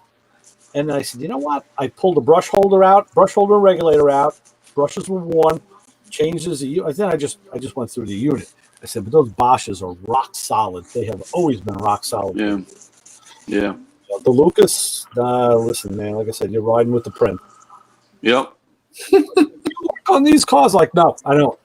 I don't. I said, those are Triumphs I stay away from. I said, I work on my friend's Triumphs, and I don't want to have anything to do with those cars. I said, MGs I really haven't touched, and I really don't want to. But I don't know. Yeah. So I was trying to get Ron to he didn't read the questions, but there's a letter went out to all the NHRA teams like 2 days ago. Yeah. They're cutting the payouts. Oh, I saw that. I saw you wrote that, yeah. The top fuel is going from $35,000 to $15,000 to win. So what's it cost these guys somewhere in the neighborhood of $5,000 a run, a pass. So what's the incentive to race? What's the incentive to race for $15,000? I mean, so they're talking about a possible boycott of Gainesville, the race coming up. Really? Where the teams are just going to go right here. Yeah. Because none of the executives in NHRA took a pay cut. No, of course not. Somebody else posted they found some information, but it's a couple of years old, but it was the payroll numbers of the people that run NHRA. Yeah. Ridiculous amounts of money these people get paid per year. Right. And it's just a governing body. I mean, it's I'm sorry. There's not a lot of work going on there. Yeah. It's a total joke. And they used to be a nonprofit. Unfortunately, they got caught by the IRS. Oh, years ago. Yeah. They were a nonprofit organization. Wally Parks opened it up as a nonprofit organization, and it was nonprofit for a really long time. Right. Somebody was cooking the books, and the IRS found out about it, and they took NHRA to court for millions of dollars. Oh, yeah. Doesn't take too long to figure that out. And literally after that, they became a for-profit corporation, and then basically everything started to turn to shit. Right. So who the hell knows? I mean, I'm happy that they're racing. I think it's awesome. Yeah. I'm I'm not supporting any of these other major sports. They could all go fuck themselves with this shit. So listen, Rapists' names on their helmet and yeah, all I that know. freaking Black Lives Matter and all this other crap. In the meantime, they're out rioting, burning shit. I'm like, you know what? I don't watch them, and I'm not going to start. So And they've even curtailed the 9/11 ceremonies tomorrow in the city. So that's fortunate. But Bill put up an interesting question. He's going to Carlisle. We were talking about this on Sunday on the radio show, so that the parts he have don't end up in the dumpster by his kids in years. And we talk about that. I know I talk about that all the time. Brian, you should be talking about that because I'm seeing your stash. What do you think about that? What are your thoughts on that? Like, how do you handle the magnitudes of parts and in all of the different hobbies that we all share in as we're getting older? I don't know. I told my girls that you sell everything for $3 and when people come in because like if you had a set of sockets and you had it for $30, they're going to try to get you for $10 or $15. They're going to beat you up. Just sell everything at $3 a piece, and that way you kind of cut out all the BS. You know what I'm saying? Wow, that's a new take I haven't heard before. That's interesting. Because like I said, you have a 10-piece socket set, and if you sell them $3 a piece, you're getting your $30. Right. But if he says $30, the first thing out of his mouth is $10 or 15 or 20. You know what I'm saying? Right. So you just tell them everything across the board is $3 or $5, whatever you pick, and that's what you just sell them at. Well, then the guys want the whole rail for $3. You gotta say no, it's $3 a socket, and then if you cherry picks one or two of them, now you got a mismatched set of sockets, and we have a whole toolbox full of that already. Yeah, I know. You already have a full. I mean, if I ever take over an automotive company, I'm going to change the bolts to 11 and 9. Yeah. So because we all have about 17 of those things floating around in our toolbox because we bought. So eventually maybe there'll be a run. That's why I always tell guys when they say you got any 10 millimeters, I said, well, the 9 is the new 10. So just try to make it work. Right. Well, yeah. Sometimes the 12 or 13 depending on the socket and the bolt. There's a lot of. I mean, it's only a millimeter. Yeah. Yeah. But like I said, I don't know, man. And the thing of it is, or what I've been starting to do, is actually going through and when I find something, I'm actually like relabeling stuff because I have, I got some Shelby stuff and I got some, twin turbo, not S stuff, Porsche stuff, and to the right person. That's the other problem. You got to wait for somebody like Jay Leno to come by that's going to pay you for it. You know what I'm saying? But other than that, the thing is, our kids are certainly of the computer age, so they know how to do stuff online easy. So you could research and you could sell. I've told them all. I said, listen. I got some junk that should be thrown out, but the majority of the stuff I saved for a reason. It's worth something. It's worth something to somebody. It may not be like $1 million stuff, but it's collectible or valuable or just hard to find now. Yeah. Like this freaking Hirsch shifters. Every time I see my Hirsch shifters hanging there, I think of you, John. And I saw a guy on eBay this week. He was selling the body, and then he broke the shifter apart. I'm like, you moron! It just sells something complete. They do the same thing with vintage drums. Oh yeah, sure. Oh, I know. Yeah, the lugs, the hoops, everything. I know. And it's a shame. Let that piece stay together. Let it stay in its original state. And then and if you ask, a price for it, the low ballers aren't going to buy it anyway because they want everything for free. The guys who know what it is, and I mean, a guy who's serious is going to pony up if it's something he really wants. Like I'm looking for another rack tom that'll match the one I have, or actually it'll be earlier than the one I have. And I know, you want the right color, you want the right vintage, you're going to have to pay for it. Sure. Okay, so I don't buy a ratchet. I buy that, There you go. But speaking of that, Brian, since you answered the tire question correctly, you can feel free to send me out a set of those the freaking lug sockets. I gotta have them. Lug socket. Well, The carbon fiber wrap. oh, the carbon fiber. Do you want the one with the extensions or ones without? With the extension. With the with. I think that's the way to go, right? Yeah. I mean, I like it with the extension. I do too. I mean, I always put a shorty extension on my gun, and then that's right. I mean, that's nice. Yeah. Add that. Put that in my next order. I definitely. You've earned the sale. I've earned the sale because you're sharing your knowledge with us. You see, you share the knowledge, you get the sale. Ka-ching! Shove a little bell we ring. Ka-ching! Every time Brian makes a sale. What's the he has what's he's talking about the $3 tag. We got to talk. Yeah.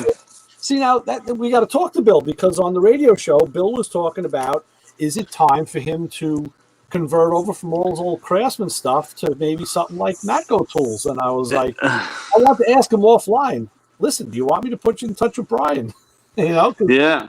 Well, I mean, like I said, personally speaking, and I still have a lot of I mean, I got a lot of my dad's Craftsman stuff, and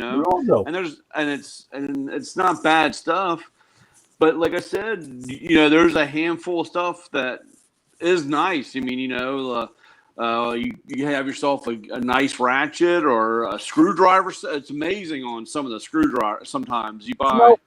I want to tell you something. Mike at the shop, he's got a set of screwdrivers. He put them in his snap-on hutch, and they're like a gun gray metallic handle. And I used one day. It had like a chrome shaft with a black hardened tip. And I think I used a straight into Phillips, and I was so impressed with these screwdrivers. And then I looked, and they were Craftsman. And I asked him, I was in the store one day, and they had the set. It was like $14. I went looking for them and couldn't find them. I said, man, those are the nicest biting screwdrivers. So yeah, I'm sorry. Or even like a pair of pliers. It's funny, if you ever get a chance to handle some net picks, packs that's German, and I mean that stuff is like a semi-automatic pistol. The way it moves and works, and it's great stuff. They are on my list, in fact. Yeah, I don't use a lot of slip joint. I mean, I did use a pair just yesterday. I don't know what I say. Every once in a while, I had to get I took the oil filter off my daughter's RAV4. And the aluminum plug in the middle that you put an extension in, and I was trying to break that out so I could drain the filter housing. But as that broke, it took the whole filter housing with it. So now I got that on the bench. I had to grab the filter housing with a pair of pliers to break that cap loose. And so I did a pair of slip joint pliers, but I don't use them that often. Like I said, I usually tell guys, actually today when I stopped off at the grocery store before coming home, there was an older guy, and he said the same thing. He goes, man, I really want a nice ratchet. And I said, well, here you go. Here's and you got to play with all the noise, Your 1956 over there. That's my proto, the half-inch drive proto. Yeah, it's old. You can't find. It's hard to find that stuff. I was going to show us to Clay. This is one that I've had for a long time. This is actually, it's a Mac. Yeah. And it's a 3/8 head in a 1/4-inch drive ratchet. Yeah, we all had them. Well, we all have them. Yeah, but I bought this in like 1987. Yeah. I was working, and it's got in and out play on the anvil, which is interesting. I don't know why, but anyway, I was working with my buddy at the tire shop, and he had a tool guy at the time, and I didn't. And we were doing a job on us. It was like a mid-'80s Chevy. Everything was compact on those X body cars. And he comes up with this little ratchet. He goes, "Wait, I got the ratchet for it." And we get up in there, and I'm like, "Let me see that." Like, where'd you get that? He goes, "Oh, the Mac guy had it." And I'm like, "That's really cool. How much was it?" And I think he said it was like $40 back then. I'm like, "Can you get me one?" He's like, "Yeah, I'll have it for you next week." Like, excellent. So yeah, now everybody makes a big deal about it now, and I'm like, "Hey, dude, I've had this thing for like 35 years." It's like, yeah, I don't know if he made it or if they just sold it that way. No, I mean they've been around for a while. It's just they never had any popularity, or it never just took off. I mean, it was it's still funny. I get guys that come on the truck and they'll see it and they say, "Man, how long is this new?" And I said, "Man, it's been around forever." It does have a part number on it too. Yeah. It looks like XR5N. XR experimental ratchet. Yeah, right. You know what? Could be. Put that into the Google. Let's see. Put that into the Google. Let's see. Gents, I'm gonna hit the road. I gotta get up super early. What are you doing tomorrow, John? I gotta go work in Kissimmee. Oh, cool. We took on a whole bunch of new stuff. Okay. Big contract. Wow, XR5N ratchet brings up Craftsman ratcheting wrenches, Flex head wrenches from Northern, McMaster-Carr, Tecton, Lowe's, Gear Wrench. Nothing about that part number doesn't come up. Maybe if I just let's try XR Mac ratchet. I finally got my second monitor hooked up, so now I can actually. It's going to make doing the show Sunday so much easier because I got to have like 4 screens open. It's going to be so much nicer. Oh, Matco comes up, Brian, when I do that. Yeah. Ratchet. I was at my lawyer's office yesterday, Yeah. taking care of the aquariums over there. He's got a curved gaming monitor. Oh, yeah. I swear to God, it's almost 4 feet wide. Yeah, I've seen those. And Yeah. he's got 4 complete pages open Yeah, on this one screen. that's probably UHD. It's the or it's OLED. Wow, that's nice. Yeah. It's I think it's about, I don't know, maybe about 120-degree curve on it. I think it's really awesome. It's from Samsung. Okay. Yeah. Well, Samsung a few years ago came out with that technology to curve the. They actually curve the circuit boards. They are actually soft boards, and that's the same technology they use in the cell phones because those boards will wrap around the body of the phone. Well, they also had the curved lens on the phone that came all the way down on the side and came all the way across. Yeah, mine. That's what mine does. Yeah, curves down. XR. Awesome. I found an XR. Right. Mac ratchets are cheap online. When you look on eBay, Mac ratchets are cheap. Yeah, man ain't coming. So if it breaks, you're shit out of luck.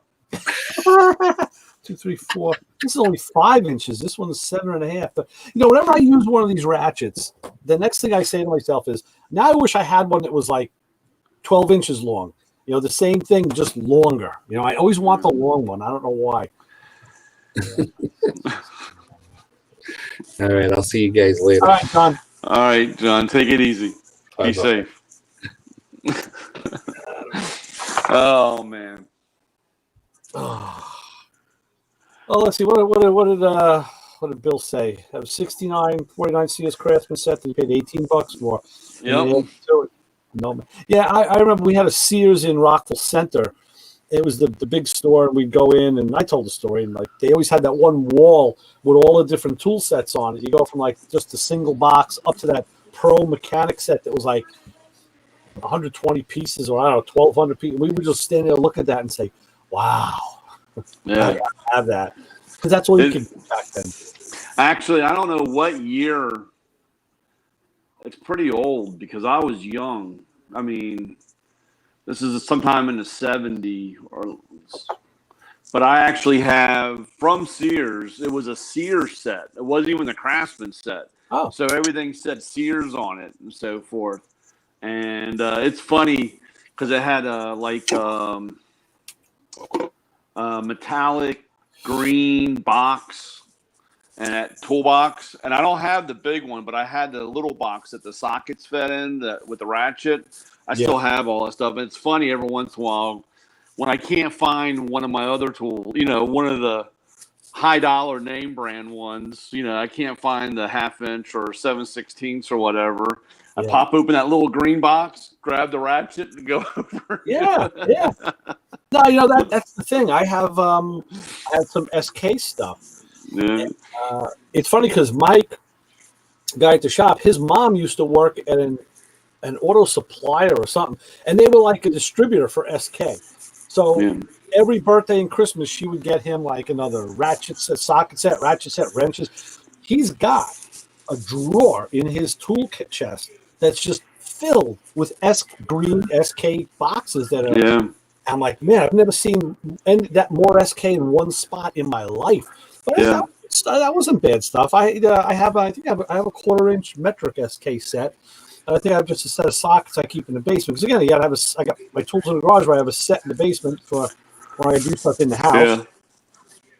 But yeah, the sockets were pretty good. They were nice sockets. Yeah, SK was really good for a while.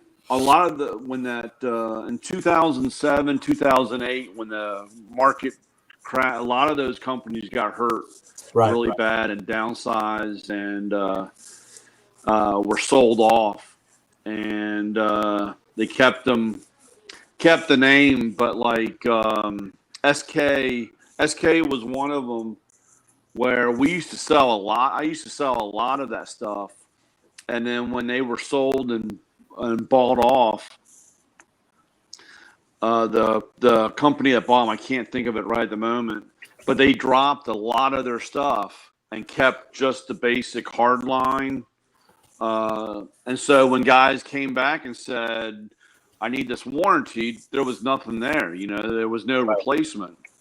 And that's probably after I went through that whole ordeal, I said I'm not selling any of that aftermarket stuff or outside stuff, because man, when they go under and change hands, they don't stand behind it. And of course, I'm stuck with my hand in my pocket. I got to tell you something. I hear the stories from you weekly. I hear from the Snap-on guy and then guys like Clay and all about returns on broken stuff.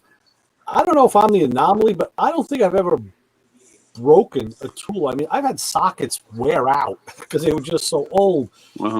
And screwdriver ends and tips, of course, because they get a beating. You can only chisel so many times, and then yeah. Not even. But I'm using wrenches that I bought 40 years ago, and they're the same wrenches, man, and they work fine. Yeah, maybe a new wrench might be a little tighter or better, but I don't break stuff. Like I see guys with broken sockets and ratchets that are blasted apart, and I'm like, actually, I did break one ratchet. I had bought a set. My buddy at work, his wife was at the time. His wife was a service agent, and she used to go from like 4 different dealers.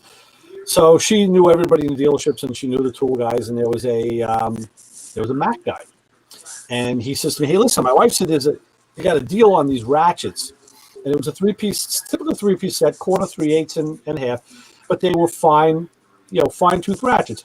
I'm going back to this is like the early 2000s, so it wasn't common yet.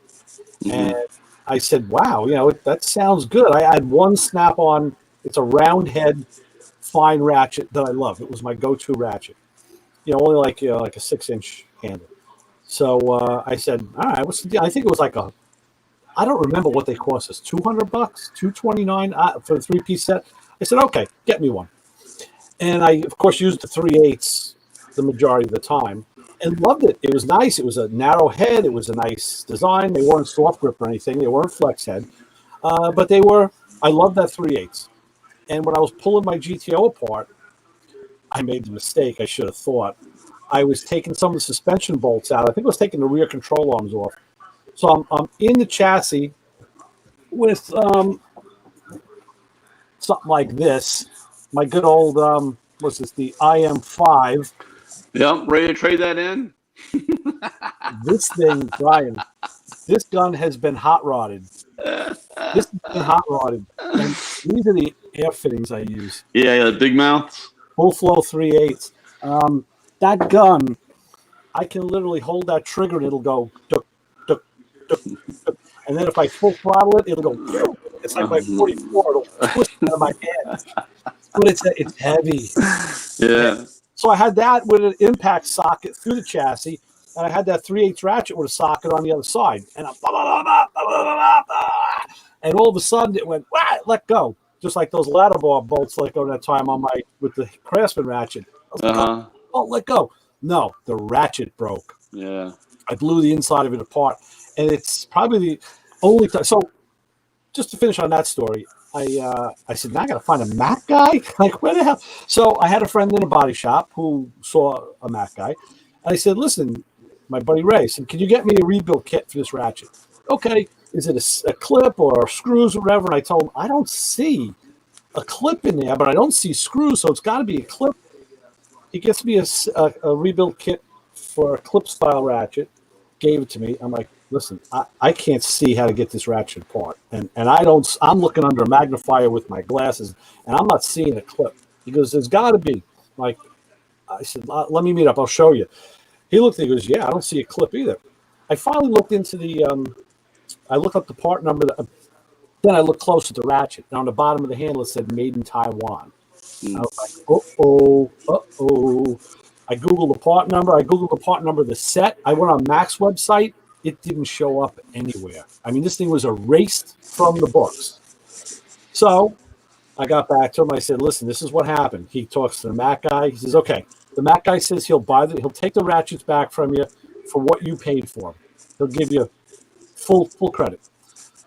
I'm like, great, but there's really nothing. I want another set of ratchets like this, and now we don't make them. So he says, but he's going to give you truck credit. I'm like, damn it. So now I'm looking through the Mac catalog. I actually bought a set of ratchet wrenches, double box end ratchet wrenches that reverse, and they're I guess it's like they each have a 30-degree angle. I looked at them just today. They go from 8 up to 21 millimeter, which is really pretty cool. Yeah. I hardly ever use them. Are those the? I'm not down. I'm not. Are those the thick geared ones? They have a. They're pretty fine. Oh, really? Yeah, they're pretty fine, and they do have a reversible lever on them, which is nice. But I found out, of all things, I was bleeding the brakes on my Mazda, and the brake bleeders are two different sizes. I think it's a 10 in the front and a 9 in the back. And I found out that the wrench is actually stamped wrong. Like 9 stamped 8 and 8 like they misstamped the wrenches. I'm like, I better live with this one because I'm never going to get that fixed. But yeah. Anyway, that's when I started thinking, like, what's going on with tool companies if made in Taiwan, really? And then all of a sudden, like, they disappear. It disappears out of the catalog. Like, that's telling me something. Something should hit the fan and they covered quick. But so anyway, so I don't understand how guys. I mean, unless you're doing that. I mean, and I know, like, you know what? If I was working every day at it at the time, I would know never to do that. I would never break a bar on a socket. But these guys are animals, and I got some guys that just blow through stuff, and they tell me, I said, dude, seriously, because I mean, there's some guys that are just weekly. Every week I'm coming in, and it's just the same handful of stuff, Yeah. And he tells me, he goes, I do stuff that you're not supposed to do with them because I know that you're going to replace it. Right. And that's bad practice, though. That's bad practice. Yeah, well, I tell them, and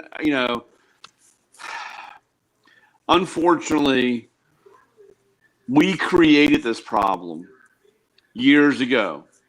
Okay, and when I'm talking about every tool company in general, that when they were making big money, they would warranty anything. And then when the crunch came and they had to start watching, they wanted to start enforcing the rules. Yeah. And I said, you can't do that. For all these years, you just hand the guy a new tool and we send him in our credit. And, like I said, I send stuff in and get stuff back and it's abused. It's not warranty. It's not covered. But at the end of the day, I'm the guy that they see. Yeah. And, it's hard to change the rule. You can't, when you've been playing that way for so long, you can't change it.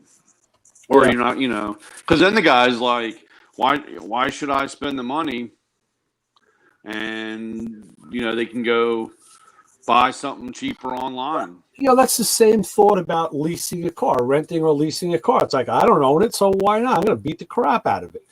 Yeah. You know, you don't have I mean, see that with that, it's not like you have a long-term investment with your tools. You know, like I said, I got a lot of stuff out there that's over 40 years old, and that is my long-term investment. I'm proud of it. Yes, I clean them, I put them away, I don't abuse them. They go back where they belong. You know, I spent a lot of money on those tools, and damn it, So it's funny. Oh, go on, Ray. I'm just saying, I grew up like not really having anything. I like whatever I had to earn money for and buy. So I learned like the value of stuff real quick. It's like, yeah, you take care of it unless you can afford to replace it. And right. But a lot of these guys, I think they don't have that. Maybe that's it. They don't have that value. I don't know. I mean, I had a guy the other day. He had he had a bowl or a tray, a magnetic tray bowl that had been sitting outside and had sockets in it, and it sat out in the rain. I've seen those, yeah. Yeah. And I walked in, and he hands me all these sockets that are rusted. And I was like, what do you want? He goes, these need to be replaced. And I was like, replaced? Yeah. I said, here you go. Here's a can of WD-40. Soak them down and clean them. I said, why would you think that'd be replaced? It's not the defect in the it's the defect in manufacturing. Technically, if you can go read a Snap-on. I mean, I carry a Snap-on catalog, and because I always get that thrown in my face. Oh, well, Snap-on will do it, or Snap-on will. And I said, well, it's up to the guy, but when you read the back of the catalog on the warranty, it says, defect in manufacturing. So when you wear out a socket, that's not defect on the manufacturer. No, it's the life of the tool. It did what it was intended to do. Yeah. Yeah. And, like I said, but years ago when we were all making money and they were, like I said, they that price is included in, it's like a car like a car. Uh-huh. The price is included into the warranty of the socket or the thing. But like I said, it's worn out. It's the life of the tool. It's done. There's no real warranty. And that's why I still today, because instead of me getting the backlash, I go down to my torture chamber and I break all this shit. If it's broken, that's a whole different story. Right. So you heard the guy call Sunday. My friend Vic he called Sunday. Vic works up the corner at the drive shaft place, and he used to own a junkyard. He is a junkyard dog. He really is. And you go to his house, like he was saying, he needs the big magnet to clean the yard. There's no joke. I've been to his yard many times, and it looks like a junkyard. Cars are up on blocks. Cars are in weird angles and configurations. And like he's got a 3-car garage. The doors are open all the time. And like things just fall out from the garage out into the driveway area. I mean, you got to walk around the house. You can't get there. You can't see it from the street. But just like you said, there'll be buckets and containers and magnetic trays with tools and screws and bits just laying out there, soaking in water. Stuff is rusted. I mean, I think he'll drag an electric tool in, but the pneumatic stuff will stay outside a lot of times. I'm like, that's really a junkyard. And he's got good stuff, but it's like he just abuses the hell out of it. Yeah, it's crazy. But it's unfortunately, like I said, we created that beast, and like I said, for me, I break everything. If it's not broken, I break it. So there's no question. But what do you do? How do you handle a situation if someone comes up on the truck? You may have said this in the past. If someone's on a truck who's not one of your regular customers, he's maybe at a shop or whatever, and he's wants to do a return or something, or even purchase. Do you service that guy? I do. I try to get information on, where he's coming from, or if he has a shop, because he might owe another Matco guy money. Yeah. And a lot of times, I just say, oh, for me to run this in the computer, I need your I need your info, to create the, I just can't pull it out of the computer, put it in without having an account or whatever. But like I said, if it's an older guy, like tonight, the older guy, I know that he doesn't have any Maco guy or anything like that from just talking to him. But usually, you just try to get some information and try to find out, because a lot of times, if they owe that guy money, they won't deal with them or hide from them. And then, of course, like I said, they see me and say, "Oh, can you warranty this stuff?" It's usually a kind of, especially if it's a lot of stuff, it's pretty much that they owe somebody money. And I bet it's funny. I guess it all depends on the dealer. Like I said, I've been on a Snap-on truck, and the guy, like I said, my guy was a dealer that became he was management. He was his own rep. Now he's a route guy again. And I guess, maybe it's New York, it's his history in the company, and you get hardened because a guy walked on a truck one day. I didn't know who this guy was. He wanted to, warranty something, and Bill looks at him and says, "What the hell are you? Where did you come from?" "Oh, I was just over at the store here getting something." He goes, "And I had this in my car. I saw your truck." And he was like, "Get the hell out of here." He goes, "I don't know." He goes, "You want one of my accounts? You at a place that I service?" No. And he's like, "Nah, sorry, I can't help you." And the guy left. I was like, "Did you know that guy, or are you this nasty to everybody?" He's like, "Yeah, I don't feel like dealing with his shit." He goes, "You know what? No, these guys like that, walk-ons are more trouble than they're worth." And of course, he had like 900 stories to back it up. But I was like, okay, I didn't know it was that big bad of a world out there, Yeah, no. Oh, I love it. I love when I get a guy that I've never met, never seen, and he comes out on a truck and goes, "How much credit are you going to give me?" Oh, right. And I'm like, "Are we sleeping together or what?" Yeah.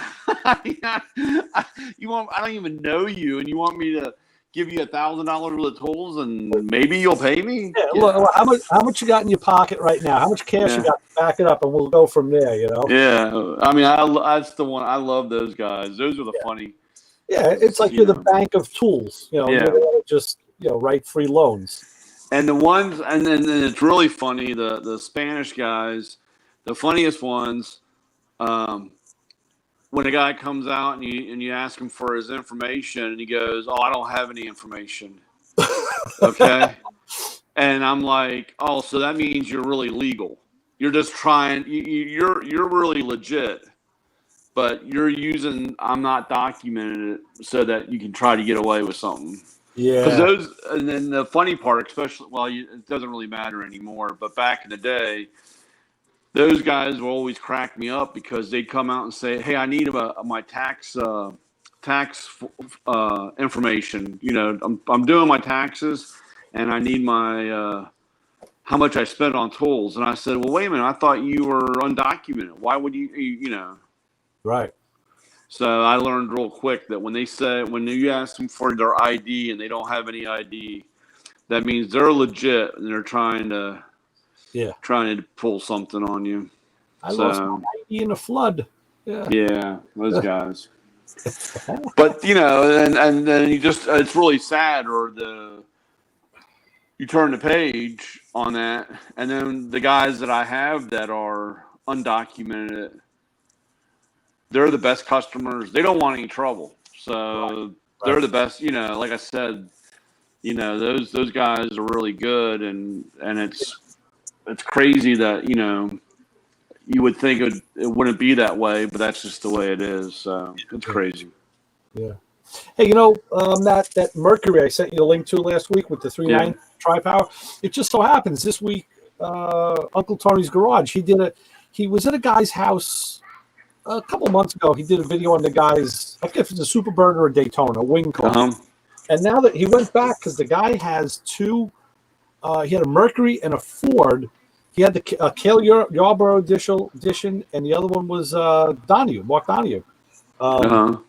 Cool cars. I mean, Spartan interior, but I think the white and red one is the Cale Yarborough. That was a restored car, and he drives that around. The other one, the white and blue, was the Donahue. That's an original Survivor, so he doesn't use it much. But I think he said the cars had like 351s in them, and I was expecting here like 427 side oilers or something, but Yeah. I was very surprised. But yeah, cars. They had some. I mean, like I said, they had some weird stuff, and I think you have a Holly book, right? A carburetor book.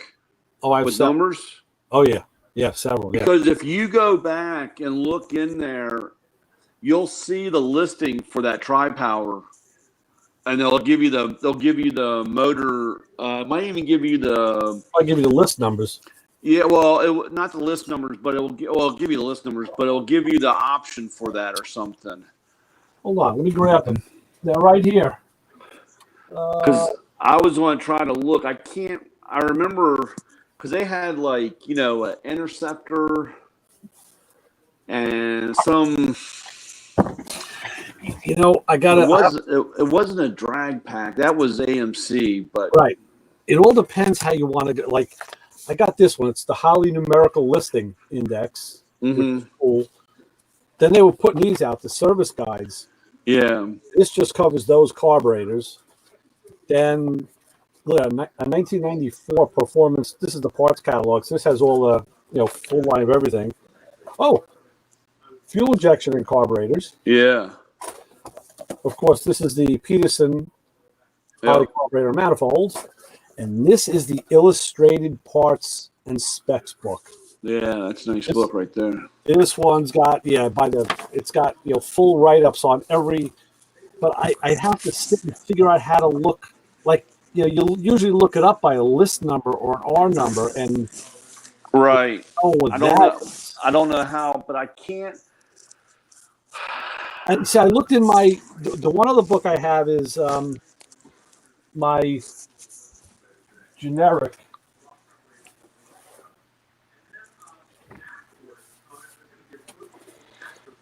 This is where Joe worked. This is the one I go to all the time. This is the high grade book. Oh yeah. I have a standard one like that. It's same company. It is standard. Yeah. Yep. I looked up that Mercury in here, and they showed the 390. They showed it with a 2-barrel. They showed it with a 4-barrel, but they didn't show a listing for 3 2-barrels. Mm-hmm. So this is the easiest book to go to find a listing out of because they sell the kits. Right. The Holly stuff, I'm sure I could find it, but I got to kind of sneak up on it. I think. I don't know. Yeah, because I was trying. I can't find it. I had a. I think it was called Ford. It was a encyclopedia of models or makes and models. It was a big book, and that's cool. I remember thumbing through it, and they had like, the Eliminator, or I can't remember, like Interceptor. I mean, there was different motors. Like they had the 390. Or the 428, and then it was broken down into different motor and options, and that was the way you told what it was by the carburetor setup. If it was a single barrel, single 4, 2 4s, 3 2s, or whatever. But I think Thunderbird also had those things too, or something. Yeah, man. That's the thing. Like, I don't know if something was, it could have been, if it was dealer installed, it's not going to be in here. It's right. Well, like when they put it in the trunk, you take it and I don't know. And that's the thing. I don't have a lot of Ford literature. And I found that through the years, whenever I had to source out that Ford or Mercury information, it was really hard to find. If it was, the Ford dealership that I go to has been around since the 40s or whatever. They've been around forever. And unfortunately, of course, the last time, it was Hill and Sanders forever. I mean, that's what it started out. And then about 10 years ago, I guess, this other manufacturer, Lindsay Automotive, bought them out, And so a lot of things have changed. But the guy that ran the unit room and special tools, he had all the manuals. Yeah. So, and there was a Ford Performance manual that when I would go over there, I would go through because it had all the dealer options for carbs, intakes, header, different exhausts, and what how to put them on or how to tune them and so forth. And I would love to try. I look on eBay. That's one of my watches. Yeah. If one ever comes up, I'm buying it because it's so much information. I have a Gates book. It's like the Gates hose and belt catalog. I use it at the auto parts store, and I asked them. I said, "Listen, they don't even use the catalogs anymore." I said, "I'll buy this book from you," and like, no, we can't break it out of the set. Because actually, my friend, when he closed his Meineke shop, he gave me. I told him I wanted one, and he remembered. It's the desk-mounted metal rack. Yep. I got two of them. Yeah, and that's what all these. Yep. Catalogs will go in. So someday I'll have a nice little rack of catalogs, and I'll probably never use them. But I got one on the AP exhaust systems. Yeah. And it shows how the car, like I said, all the cars routing, with the routing and layout. Oh yeah. And I have every hanger. Yeah. Yeah. And well, that's like I said, when we were talking about back in the day, that's when I ran the 72 GSX resonators. That was my exhaust on the Mustang because it was 3-inch. It was 3-inch, and of course, working at the auto parts store back then, you just order it up, and here comes the 2 resonators, and that was what Like I said, bust out the AP or the Marmount catalog. Yeah. Walker, any one of them. But I have one like on, I can't remember the name of the company, but radiators and brake caliper. I tell you, man, reading that stuff is, like I said, you read that stuff, it's crazy. I do the same thing. I love those books. I love, I'll sit and I'll just read through a manual when I have nothing to do. And I always find stuff in there. There's so much information in those books. Like, I love motors manuals. They're my favorites. Yeah. You find some cool stuff. I think I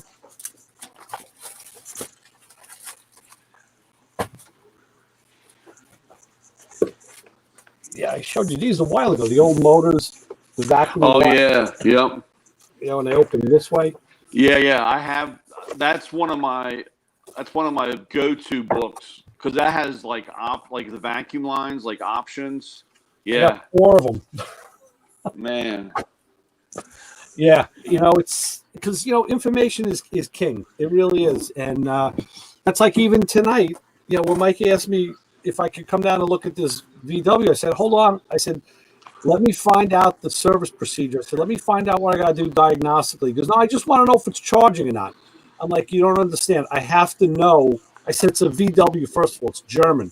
I said, "And I know the guy to ask." I said, "Because it may not be just straightforward." And he doesn't get that. He's always just replace it. Like, yeah, you replace 8 of them, but if there's a problem. If I'm not mistaken, if it's a newer model,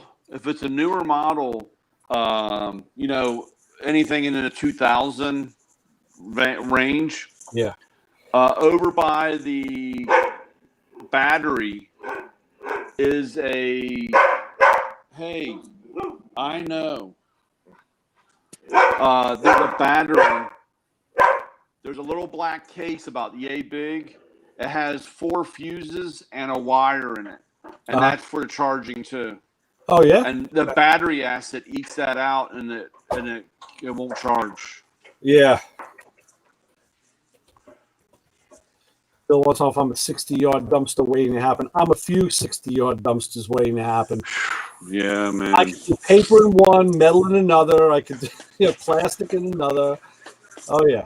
I'm looking. Yeah. I'm thinking about boxing stuff up because I have like measuring tools. Like I have 20 veneer calipers, brand new, in boxes that I came across, and and I got a lot of Starrett and Minotaur, machine shop stuff, and a lot of guys aren't buying that. They're going for the Chinese stuff. Yeah. The old school guys will buy that because they know what it is. Yeah, I know. But It's amazing. Like I said, I'll never forget. I had a guy down the street from my parents, and he was an older guy. And when he was cleaning out his garage, it was just like you he's go out. like, I stopped by, and he had like 2 trash cans of Holly carburetor. All types of Holly carburetors. Yep. And of course, he's like, they're all going to the trash. So if you want whatever you want. Yeah. And that's what, like I told you, I mean, I grabbed a couple, and of course, like I said, over the years, and it's like, man, I hate to throw this stuff away, but what are you going to do with them? I go in my shed and I have shelves of carburetors. I have alternators. I have down here in the basement, I have all the Edelbrock cores. I got 2 barrels from years ago, from back in the 70s. I saved the 2 barrels and some of the 1 barrels I took off of cars. I don't know why they were door stops back then, but I found these days, try and find one. Yeah. Now it's it's everything old is new again. So try and find one. But when I was over Joe's house, I'm telling you, the stuff he has in his garage from Standard Motors, boxes that are like 3 by 3 by 3, filled with ignition parts and sensors and switches and wow. And then he's got. I remember a few years ago, he told me, he says. He sent me an email in the morning. He goes, I'm freaking out. I'm like, what's the matter? He goes, they're closing the carburetor room. They had different test rooms because he was at corporate headquarters where they would, life cycle and test products. And he says, yeah, they're getting rid of all the carburetor room. They're closing it up. I'm like, wow, really? He goes, yeah, they just decided it's not, a good business model anymore. There's not enough carburetors. So he said, and he wrote me back. He said, they threw out all the manuals. I'm like, what are you doing? He goes, I'm dumpster diving. That's what I'm doing. So, because he knows the value of that information. And he grabbed what he could. He goes, I can't take it all. I'm like, no, I know. And then, like, later in the week, carburetor kits in the dumpster. Oh. And he said, I'm like, Joe, I said, what you don't take, I will. Well, I knew he has some at the UD. And I didn't know how much. And now in his garage, I'm seeing these 3 by 3 by 3 or maybe 4 by 4 boxes filled with high grade carburetor kits. Yeah, wow. What do you have these for, Joe? Like, what? And I was trying to tell her, like, this stuff has value. She goes, well, why don't you just take it and either throw it out or sell it? I'm like, I said, yeah, I got to go through and catalog it all. I said, I got to make I got to start an online store, Yeah. It's just, and my problem is that's why I made it a topic on Sunday. I don't really know the best way to do it. I don't want to get hit with like a ton of taxes, Right. Because I know once I did it in the past, I sold stuff on eBay. And once I started doing it, every week I can just grab something and say, I'm going to sell this, and I list it and I'll do that. So I know once I get rolling, I'll start cranking, but like, I don't want to get killed on the taxes, and I want to be able, I want to give him the money on his stuff. And then, I want to make money on mine. But I just don't know what the best way to do it is, and I really don't want people coming to the house. Yeah, well, the Facebook marketing is really good, and I got a whole bunch of Porsche wheels, takeoffs. Same thing. I've been lugging around, and I'm going to do it. And like I said, you just have to pick the parking lot down the street and kind of have this meeting thing. Well, or when you go to the Cars and Coffee, you take a couple of them and you put them out in front of your vehicle. Yeah, those guys are too cheap. I get asked about, why don't I bring the tool truck up here? And like, I had a guy last week. He was talking about floor jacks. He's like, man, I need a floor jack. They'll pick something up. And I was like, yeah, no problem. Got one on the truck, $400. And he's like, $400. And I was like, yeah. And I said, well, how many Harbor Freight ones have you bought? And he said, well, I'm on my 5th one. And I said, well, you could have had at $100 a pop, yeah. Right. You could have had. Hold on, Ray. Billy's talking your language with the floor jack. I don't know. That's pretty funny.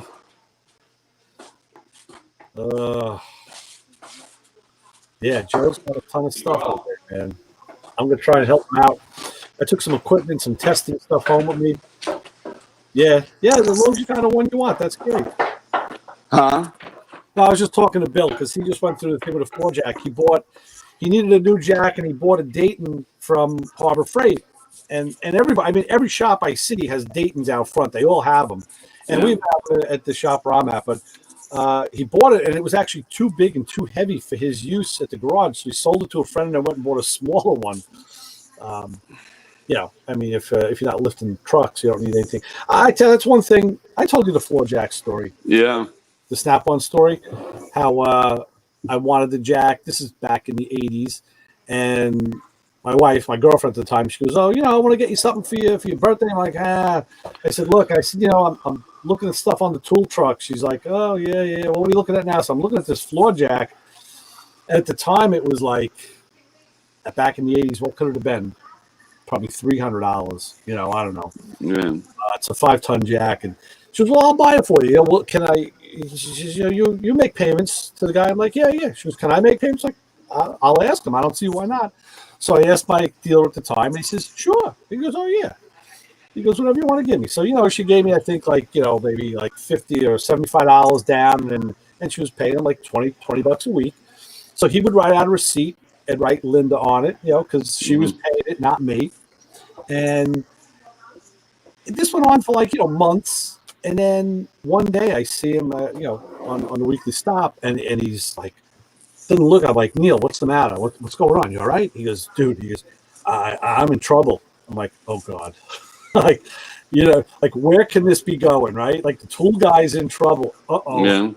I'm like, "What's happening?" I'm looking behind me. It's like someone comes through the door. We're going to get shot. What's going on? He goes, "No, with my wife." I'm like, "Oh shit, really? Oh, I'm sorry to hear that." And now you don't know what to say. Like, what do you do? Right. You want to know, but you don't want to ask him. I was like, "Well, I don't know. But you tell me about it, so you're kind of engaging me." I'm like, "I don't know. Is there anything I can help you with? You want to talk about it?" He goes, "Well, yeah, it has to do with with you too." I'm like, "Me? Your wife, me? What?" I'm like, "What the hell are you talking?" He goes, "Well, really, it's more like your fiance." I'm like, "What the hell are you talking about, Neil?" I mean, now he's got my full attention. Yeah. Because, well, my wife does my books for me every once in a while. I'm like, "Yeah, so?" He goes, "Well, she was going through my receipts, and she pulled out a bunch of them, and she grabbed me when I came home and asked me, 'Who was Linda?'" I'm like, "Yeah, so?" He says, "Because, she's seeing, he would write Linda. I think by Valentine's Day, he drew hearts around it. And he was doing stupid little shit like that. He never even met her, never even laid eyes on her. Right? And then I figured out, I'm like, "Oh." He goes, "Yeah, she thinks I got some girl on my route, and I'm having an affair with her and fooling around, and she wants, she's going to kick me out of the house." I'm like, "All right, listen, Neil." I said, "Obviously, we can fix this." I said, "Let me have her call your wife and talk to her, or go meet you." "Oh no, she's Italian. She's never going to listen. She's going to kill me in my sleep." I'm like, "Oh, dude," I said, "this is stupid." I said, "You can't take a hit for something you didn't do. I mean, this is absolutely ridiculous." He says, "I'll get past it. Screw her. I'll figure it." And I don't know. I said, "Listen, if you want a phone call, you want a meeting, whatever you want to do, we'll make this right." Yeah. We never did any of that, so I don't know. I don't know what happened, but that was just a funny story. And I still have the receipts. Those were the old Carbon receipts. Yeah. I got my books, and you can just see the hearts and all. It's hilarious. Yeah. Yeah. It's funny because there's not. I mean, there's not that many females in the trade, and I've had a handful, on my route. Watch how you say that. Yeah. And it is funny because, and I've actually had, a couple shop owners that were females that owned a shop, Uh-huh. and it was always funny because people always gave you that weird look like, "Who's that?" or "What's the," because they see a receipt, or a lot of times a special order item, I'll have the name of the person on it, and you have a girl's name on there, and they're like, "Who's this for?" And I'm like, "Oh, so and so, she works over here." And that's funny. Like I said, the looks that people give.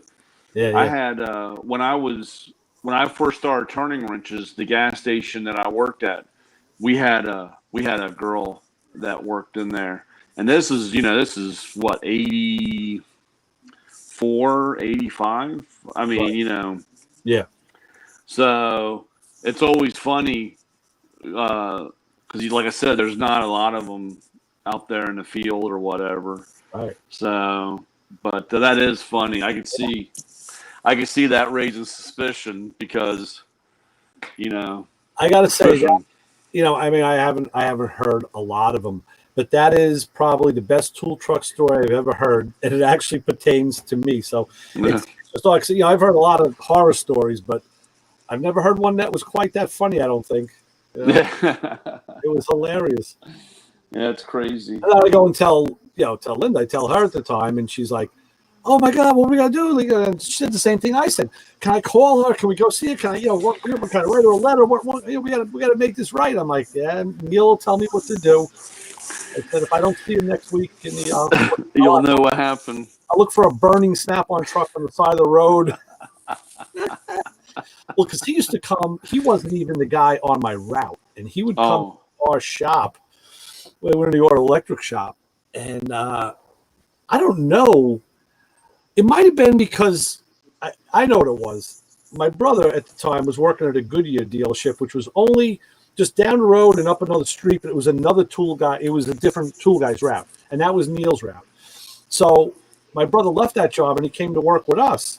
So I guess he kept in touch with Neil because he was paying his bill. And I think he probably stopped by for a payment one day. And then, a couple of us jumped on the truck and let's sell him. Yeah, just give me that. So he started coming like every Thursday or Friday, whatever. And then he finally said, he goes, "Listen, I'm a little nervous, guys." He says, "This isn't my route." He goes, "I can get in a lot of trouble." I'm like, "Well, we don't want to get you jammed, Uh-huh. But he would come late. I'm like, "Well, it's already 6:00. The other guy's probably, he's not around." But he goes, "Yeah, but he sees me, So I said, "Okay, well, can we meet you somewhere else, somewhere on your route or somewhere?" And he goes, "Well, you guys don't live too far, do you?" I'm like, "No, we only live a few towns away." He would come to my house. So, and then I left that job and I started working in Queens. And it was funny. It was Fridays. Every Friday night, I turn the corner, come rolling up the block, and see the big Snap-on truck in front of my house. I was like, "Let the weekend start." So when you were at the other place though, you had a regular Snap-on guy that came in, right? He was the guy that serviced us, but I wouldn't call him a regular Snap-on guy. He was very irregular. It was almost like a guy, because the guys in the shop, the bosses did buy Snap-on tools. We all had screwdriver sets, wrench sets, like they bought all that stuff for the shop. Uh-huh. But I don't remember him. Maybe I remember seeing him come to service us maybe just twice. It ends up, and the funny thing is, the ironic thing is, I know this guy. I met him later on, like when I was doing my car show. He only lives not even a half mile from my house right now. I go by his house like every day. Yeah. I go by in a Pontiac, like his head snaps up and he looks at it. And now I'm going to come by with the car painted and I'm going to stop. And I'm going to tell him, Sammy is his name. I'm Sammy. Because he'll probably forget who I am. He's a little older than me. Yeah. You offered to buy this car like 38 years ago. You wanted to buy this car. I was selling my Camaro at the time, which is the one I shouldn't have sold. I said, I was trying to sell you the Camaro, but you wanted my Pontiac. I said, I'm gonna see how it goes, and then I'm gonna pull out I put in my console. I had bought. That was when the buck knives were big, the foldable. Mm-hmm. Schrade. They were Schrade. I'm sorry, Schrade was the brand Snap-on carried. So they had a deal. I think if you bought one new, and then you had to wait like a week or two, and then tell them there was a problem. They give you another new one. So I got two. So he told me, he's like, wait a week or wait 2 weeks, and then remind me because I can give you another one under warranty. I'm like, I got to give you the first one back. He says, no, you have to give it back. So I have that second one. I never opened it. It's been in a drawer here for almost 40 years. Wow. And I found in the box is his receipt, handwritten with his name on it. So I'm going to pull it out of the console of my car and say, "Remember when you sold this to me?" Wow, that's good. 40 years ago. So that'll be pretty wild. Yeah, that's funny because he never really came around. And Neil was just one of those guys where I would imagine it's like you. It's like he didn't push anything, but you just wanted to buy stuff from him. Yeah. Like, Neil, how much is this? How much? He was like, what are you doing? I'm like, I don't know. Like, I need this. And he's like, he wasn't going to stop me. Yeah. Oh no. And he was Yeah. great with his deals, and he knew how to work a deal, and he knew how to take care of his customers. And back then, those were the days of, like now when I got back on the tool truck again, I've dealt with guys through other guys, but when I started with this guy that comes to the shop, and I first saw like Snap-on, I said, am I seeing a buy one get one? This is a Snap-on catalog, right? Yeah. So I'm like, when did they start doing this? Oh, a little while ago. I'm like, Snap-on wouldn't give you like they charge you extra for the paper that the screwdriver box that the part number was written on. Like, he goes, yeah, well, management's younger and they're trying to be more forward. I'm like, wow. Yeah. What a feather. But I looked through one of the new flyers today, and man, they really are set on their 100-year pricing. Oh, hell yeah. Oh yeah. Yeah. Well, you're gonna do that once. That's once. Yeah, I know, but man, that's insane. And guys are eating it up. A lot of my guys laughed. Actually, today at the Honda dealership, they were, oh, Brian, check this out. They had everything. They memorized the page number, and they had everything circled, the stuff that we had to talk about, the pricing and so forth. Yeah. It was actually kind of funny. Yeah. So, but I had pretty good with my trade-in. I got 9. I sold 9 impacts this week. Excellent. So that was a good picture you put up. That was good. Yeah. Picture. That was well, it started out, we have in our district, we have a lot of young guys now, or new guys. Uh-huh. And it's like there's like me, Barry, and Dave. We're like the old guys. And everybody else, there's what, 18 of us in a district or something, and they're all, under 5 years, Yeah. And we got a couple that are hitting the 10-year mark, John. But going along the line, they're always like, man, what do I need to do? Or what? So it started out on my page about, I started out Monday. Okay, what do you guys, what's your plan? What are we doing this week for, sales? And, a lot of these guys say, I just walk in and see what happens. You got to have a plan. You got to promote. You got to, carry something in. You got to, talk tools. You're not there just to talk about sports and right. Whatever, I said, so that's where that started. And then, of course, went on my Instagram. And that I did that then because actually I had 3 other guys in my route that I hadn't seen yet. They told me they were, they had a trade in or they were ready when I came. So, pre-selling the stuff. So it worked out. It's been a good week that way. Yeah. So no, I mean, I'd love to hear about your marinades, but I mean, I want to talk tools with you too. It's yeah. I mean, well, that's just it. You get in there and you have you can easily burn so much time. Yeah. And then, of course, if you piss off management, because if the guy's not turning a wrench, you right. gotta. It's hard sometimes to say, "Hey, we got to keep this, business." Right. It's a shop talk. There's a balance, yeah. Yeah. So, but like I said, hopefully, I don't know. It's slowed down here. I'm afraid for. It's going to be like that until the election. This area, the biggest employer is the government. So, a lot of these people, don't know if they'll have a job if whoever gets voted in, you know what I'm saying, or their party, So Well, listen, I gets mean, done. the other way to look at it is no matter who gets voted in, they still got to. Well, no, I mean, if they're in the government, they may be in it. But like guys in the dealerships and all there, people still going to drive. Yeah. You know, Yeah, but it gets, I mean, unless you're going to the Pentagon, you know. well, no, but like I said, a lot of these people, they'll, if their wife brings in their car and says, I have to see about what my husband wants to do. If he's a government worker and doesn't, if he's not going to get carried over money. Of course, like you said, no matter what, you got to fix your shit. I mean, you can't. Yeah, but people put it off. But they'll ride it out. They'll ride it out. So Right. usually about 3 weeks before the election, it really slows down. But this year's a little different. Yeah. There has nothing been the same for this year, for sure. Always. Yeah, it's been crazy. So we'll see what happens.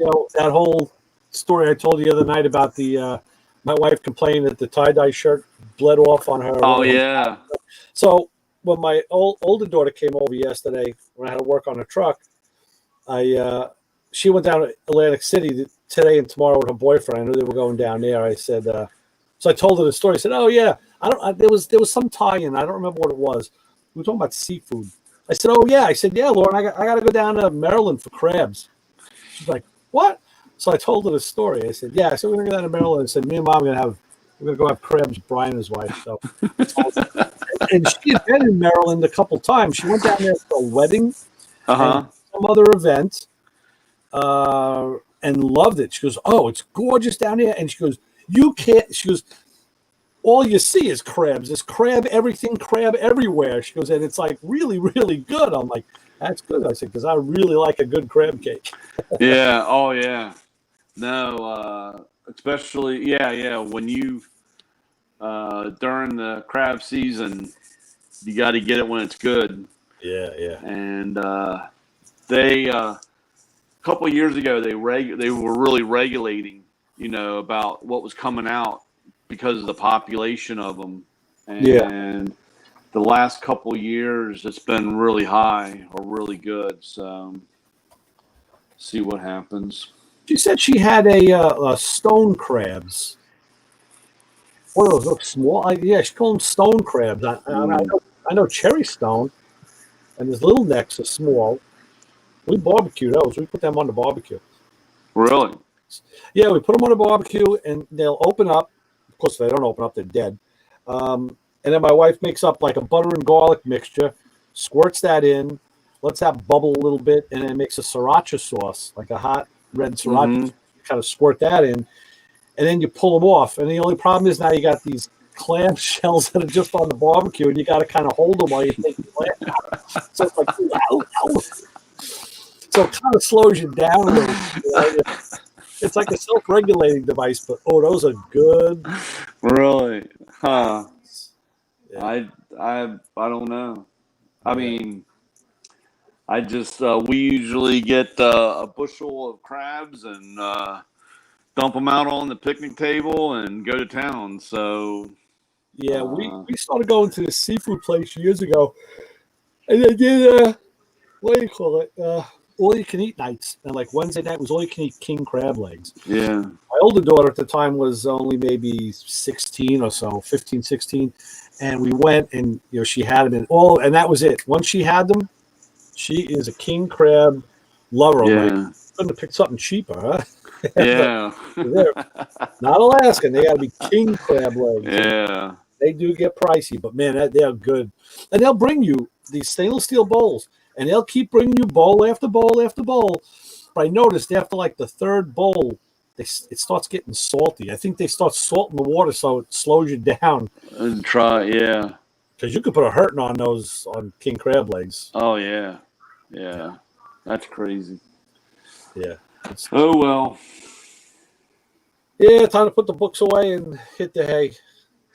Yeah, I got to get ready for tomorrow. I'm supposed to have my district rep tomorrow. Oh, really?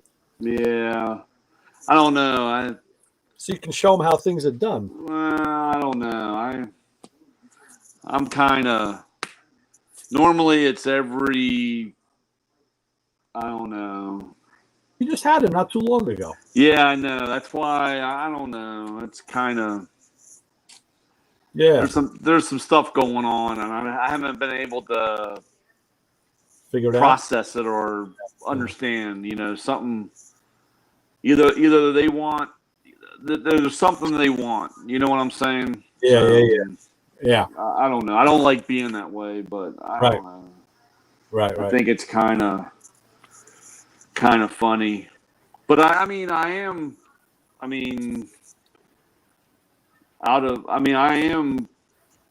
I'm surprised myself. I mean, I'm for the situation and what's going on in the world. I mean, I'm running some really strong numbers. So Good.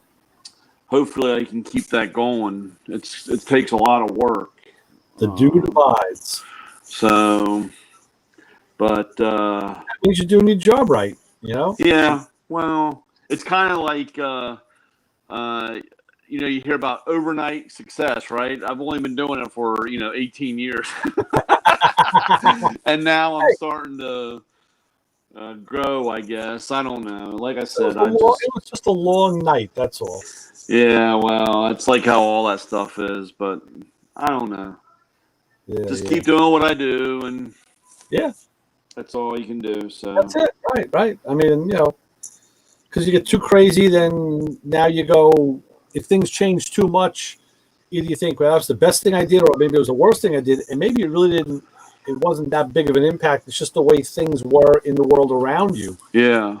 The way you process stuff is tough. You can't always take it for face value.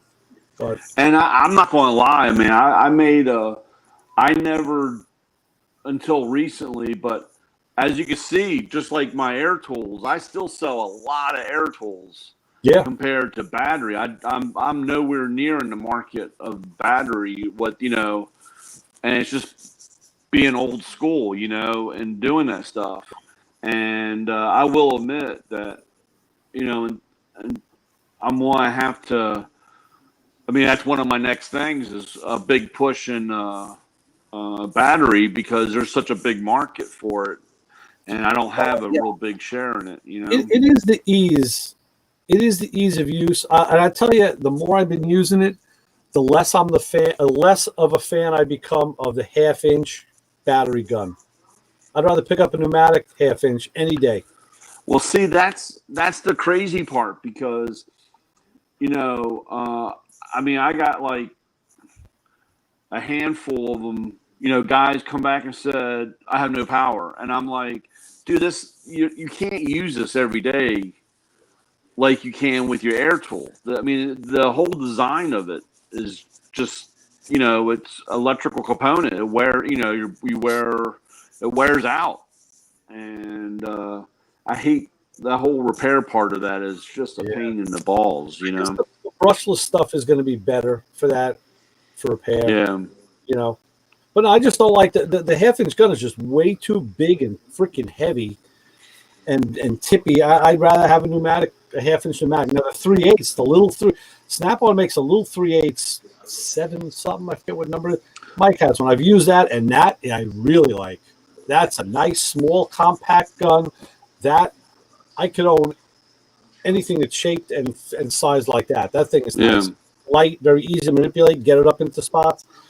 But the half-inch, no. I'll go for the This whole COVID thing screwed up. I got that shop owner that wants to convert everything. Right. And I'm still working on him because that would be a killer deal because he's got all 12-volt stuff and he wants to convert to 16.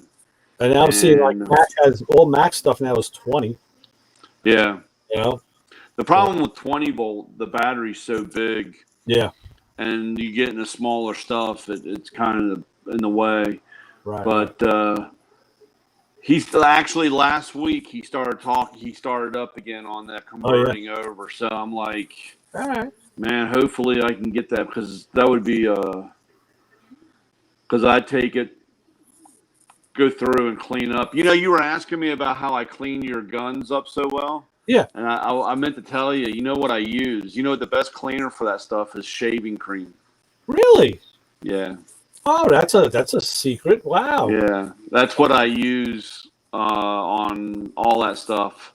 When I take it apart, that plastic stuff, I take and get the Obviously, old shaving cream out. I don't use it. not using it. Yeah. So you got plenty. And And I you get a lather. problem salt for 69 cents, right? Yeah, the shaving cream works really good cleaning up that stuff. Rub it with a rag. Just rub it in. I have that nail brush that I say, those nail brushes I say. That's Yeah. all I do, and then just My only hose them. the only complaint I have on those nail brushes is they should be a little stiffer.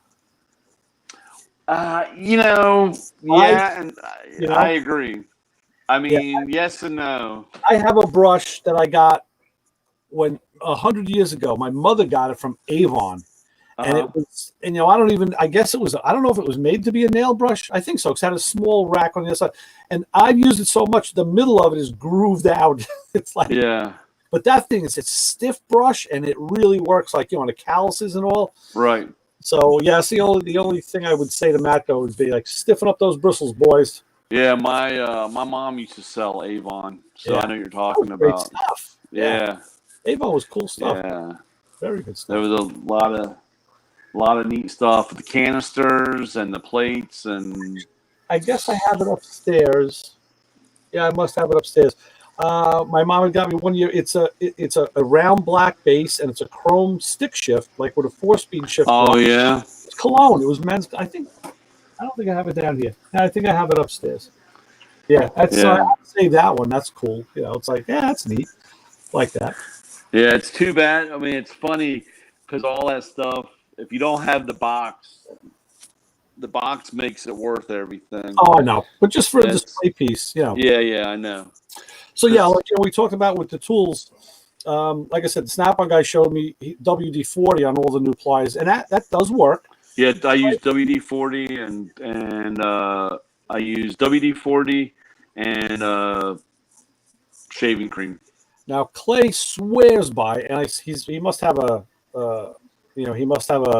deal with them. Tub of towels. He says tub of towels is the only one. So I turned him on to my friend Rob, works for the Gunk Corporation. I said, listen, he sent me gunk wipes. I said, in the gunk wipes, he goes, no, he didn't even want to hear about it. And then he said that, I think he said in one of his videos, they actually sell the Snap-on wipes. Like, would you really buy those? I mean, you think they're making wipes? And he says, the Snap-on wipes are really gunk wipes. Just put in their thing. He goes, but they don't work. Like, you got to use tub of towels. And I was almost going to go buy a tub of those damn things, but I took some of this equipment out of Joe's house last week, and one of them is he's got an old a scope, and there was a Snap-on blow molded case. It was like a Tactwell Volt-Ohm ammeter. Mm-hmm. And actually it said an MT600, a set of tools to remove pins, electrical pin connectors. That was one of those vinyl cases, and that was pretty dirty. So I took the gunk wipes and I started cleaning them, and it cleaned it up fine. I mean, I guess preference is a big part of it, but I don't know who makes ours. I can't remember who makes ours. it's like motor oil. There can't be many people making. Yeah, I mean, come don't on. know. What's the big deal? But they, I mean, like I said, they're not bad. But actually, I use WD-40 like on the toolboxes, cleaning them up and removing stickers, all that stuff. That WD-40 is. Yeah, I was amazed. Like when I first got my, I was trading in pliers and ratchets, and I'm getting the new pliers, and the handles. They weren't sticky, but they felt like my old ones were just like plastic, like plasti dip. The old stuff. Right. And these had a feel to them, And I remember the first time I used them and they got dirty and I went to wipe it off and it just got worse. And that's why I was going to trade them back in. Like, I love the pliers. The cutters are great, but these handles suck. It's like, how do you clean it? And, of course, he didn't have black like I wanted. I had to buy orange. Right. I wanted the black one. But he says, oh, no, that's what I'll show you the trick. WD-40, wiped it right off. I was like, let me try that. Yeah. Wow, it works. He goes, keep my toolbox, you'll be fine. Like, okay. Yeah, I drink WD-40. I mean, that stuff. You know the That's story so behind the cool. name, right? No. Okay.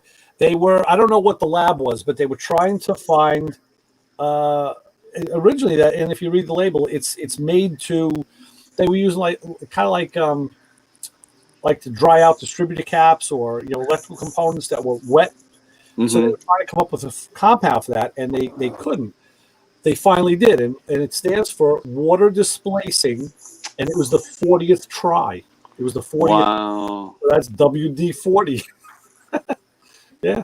Yeah, I tell you, man, And WD-40. first thing it says on there is to dry or clean electrical contacts. Yeah.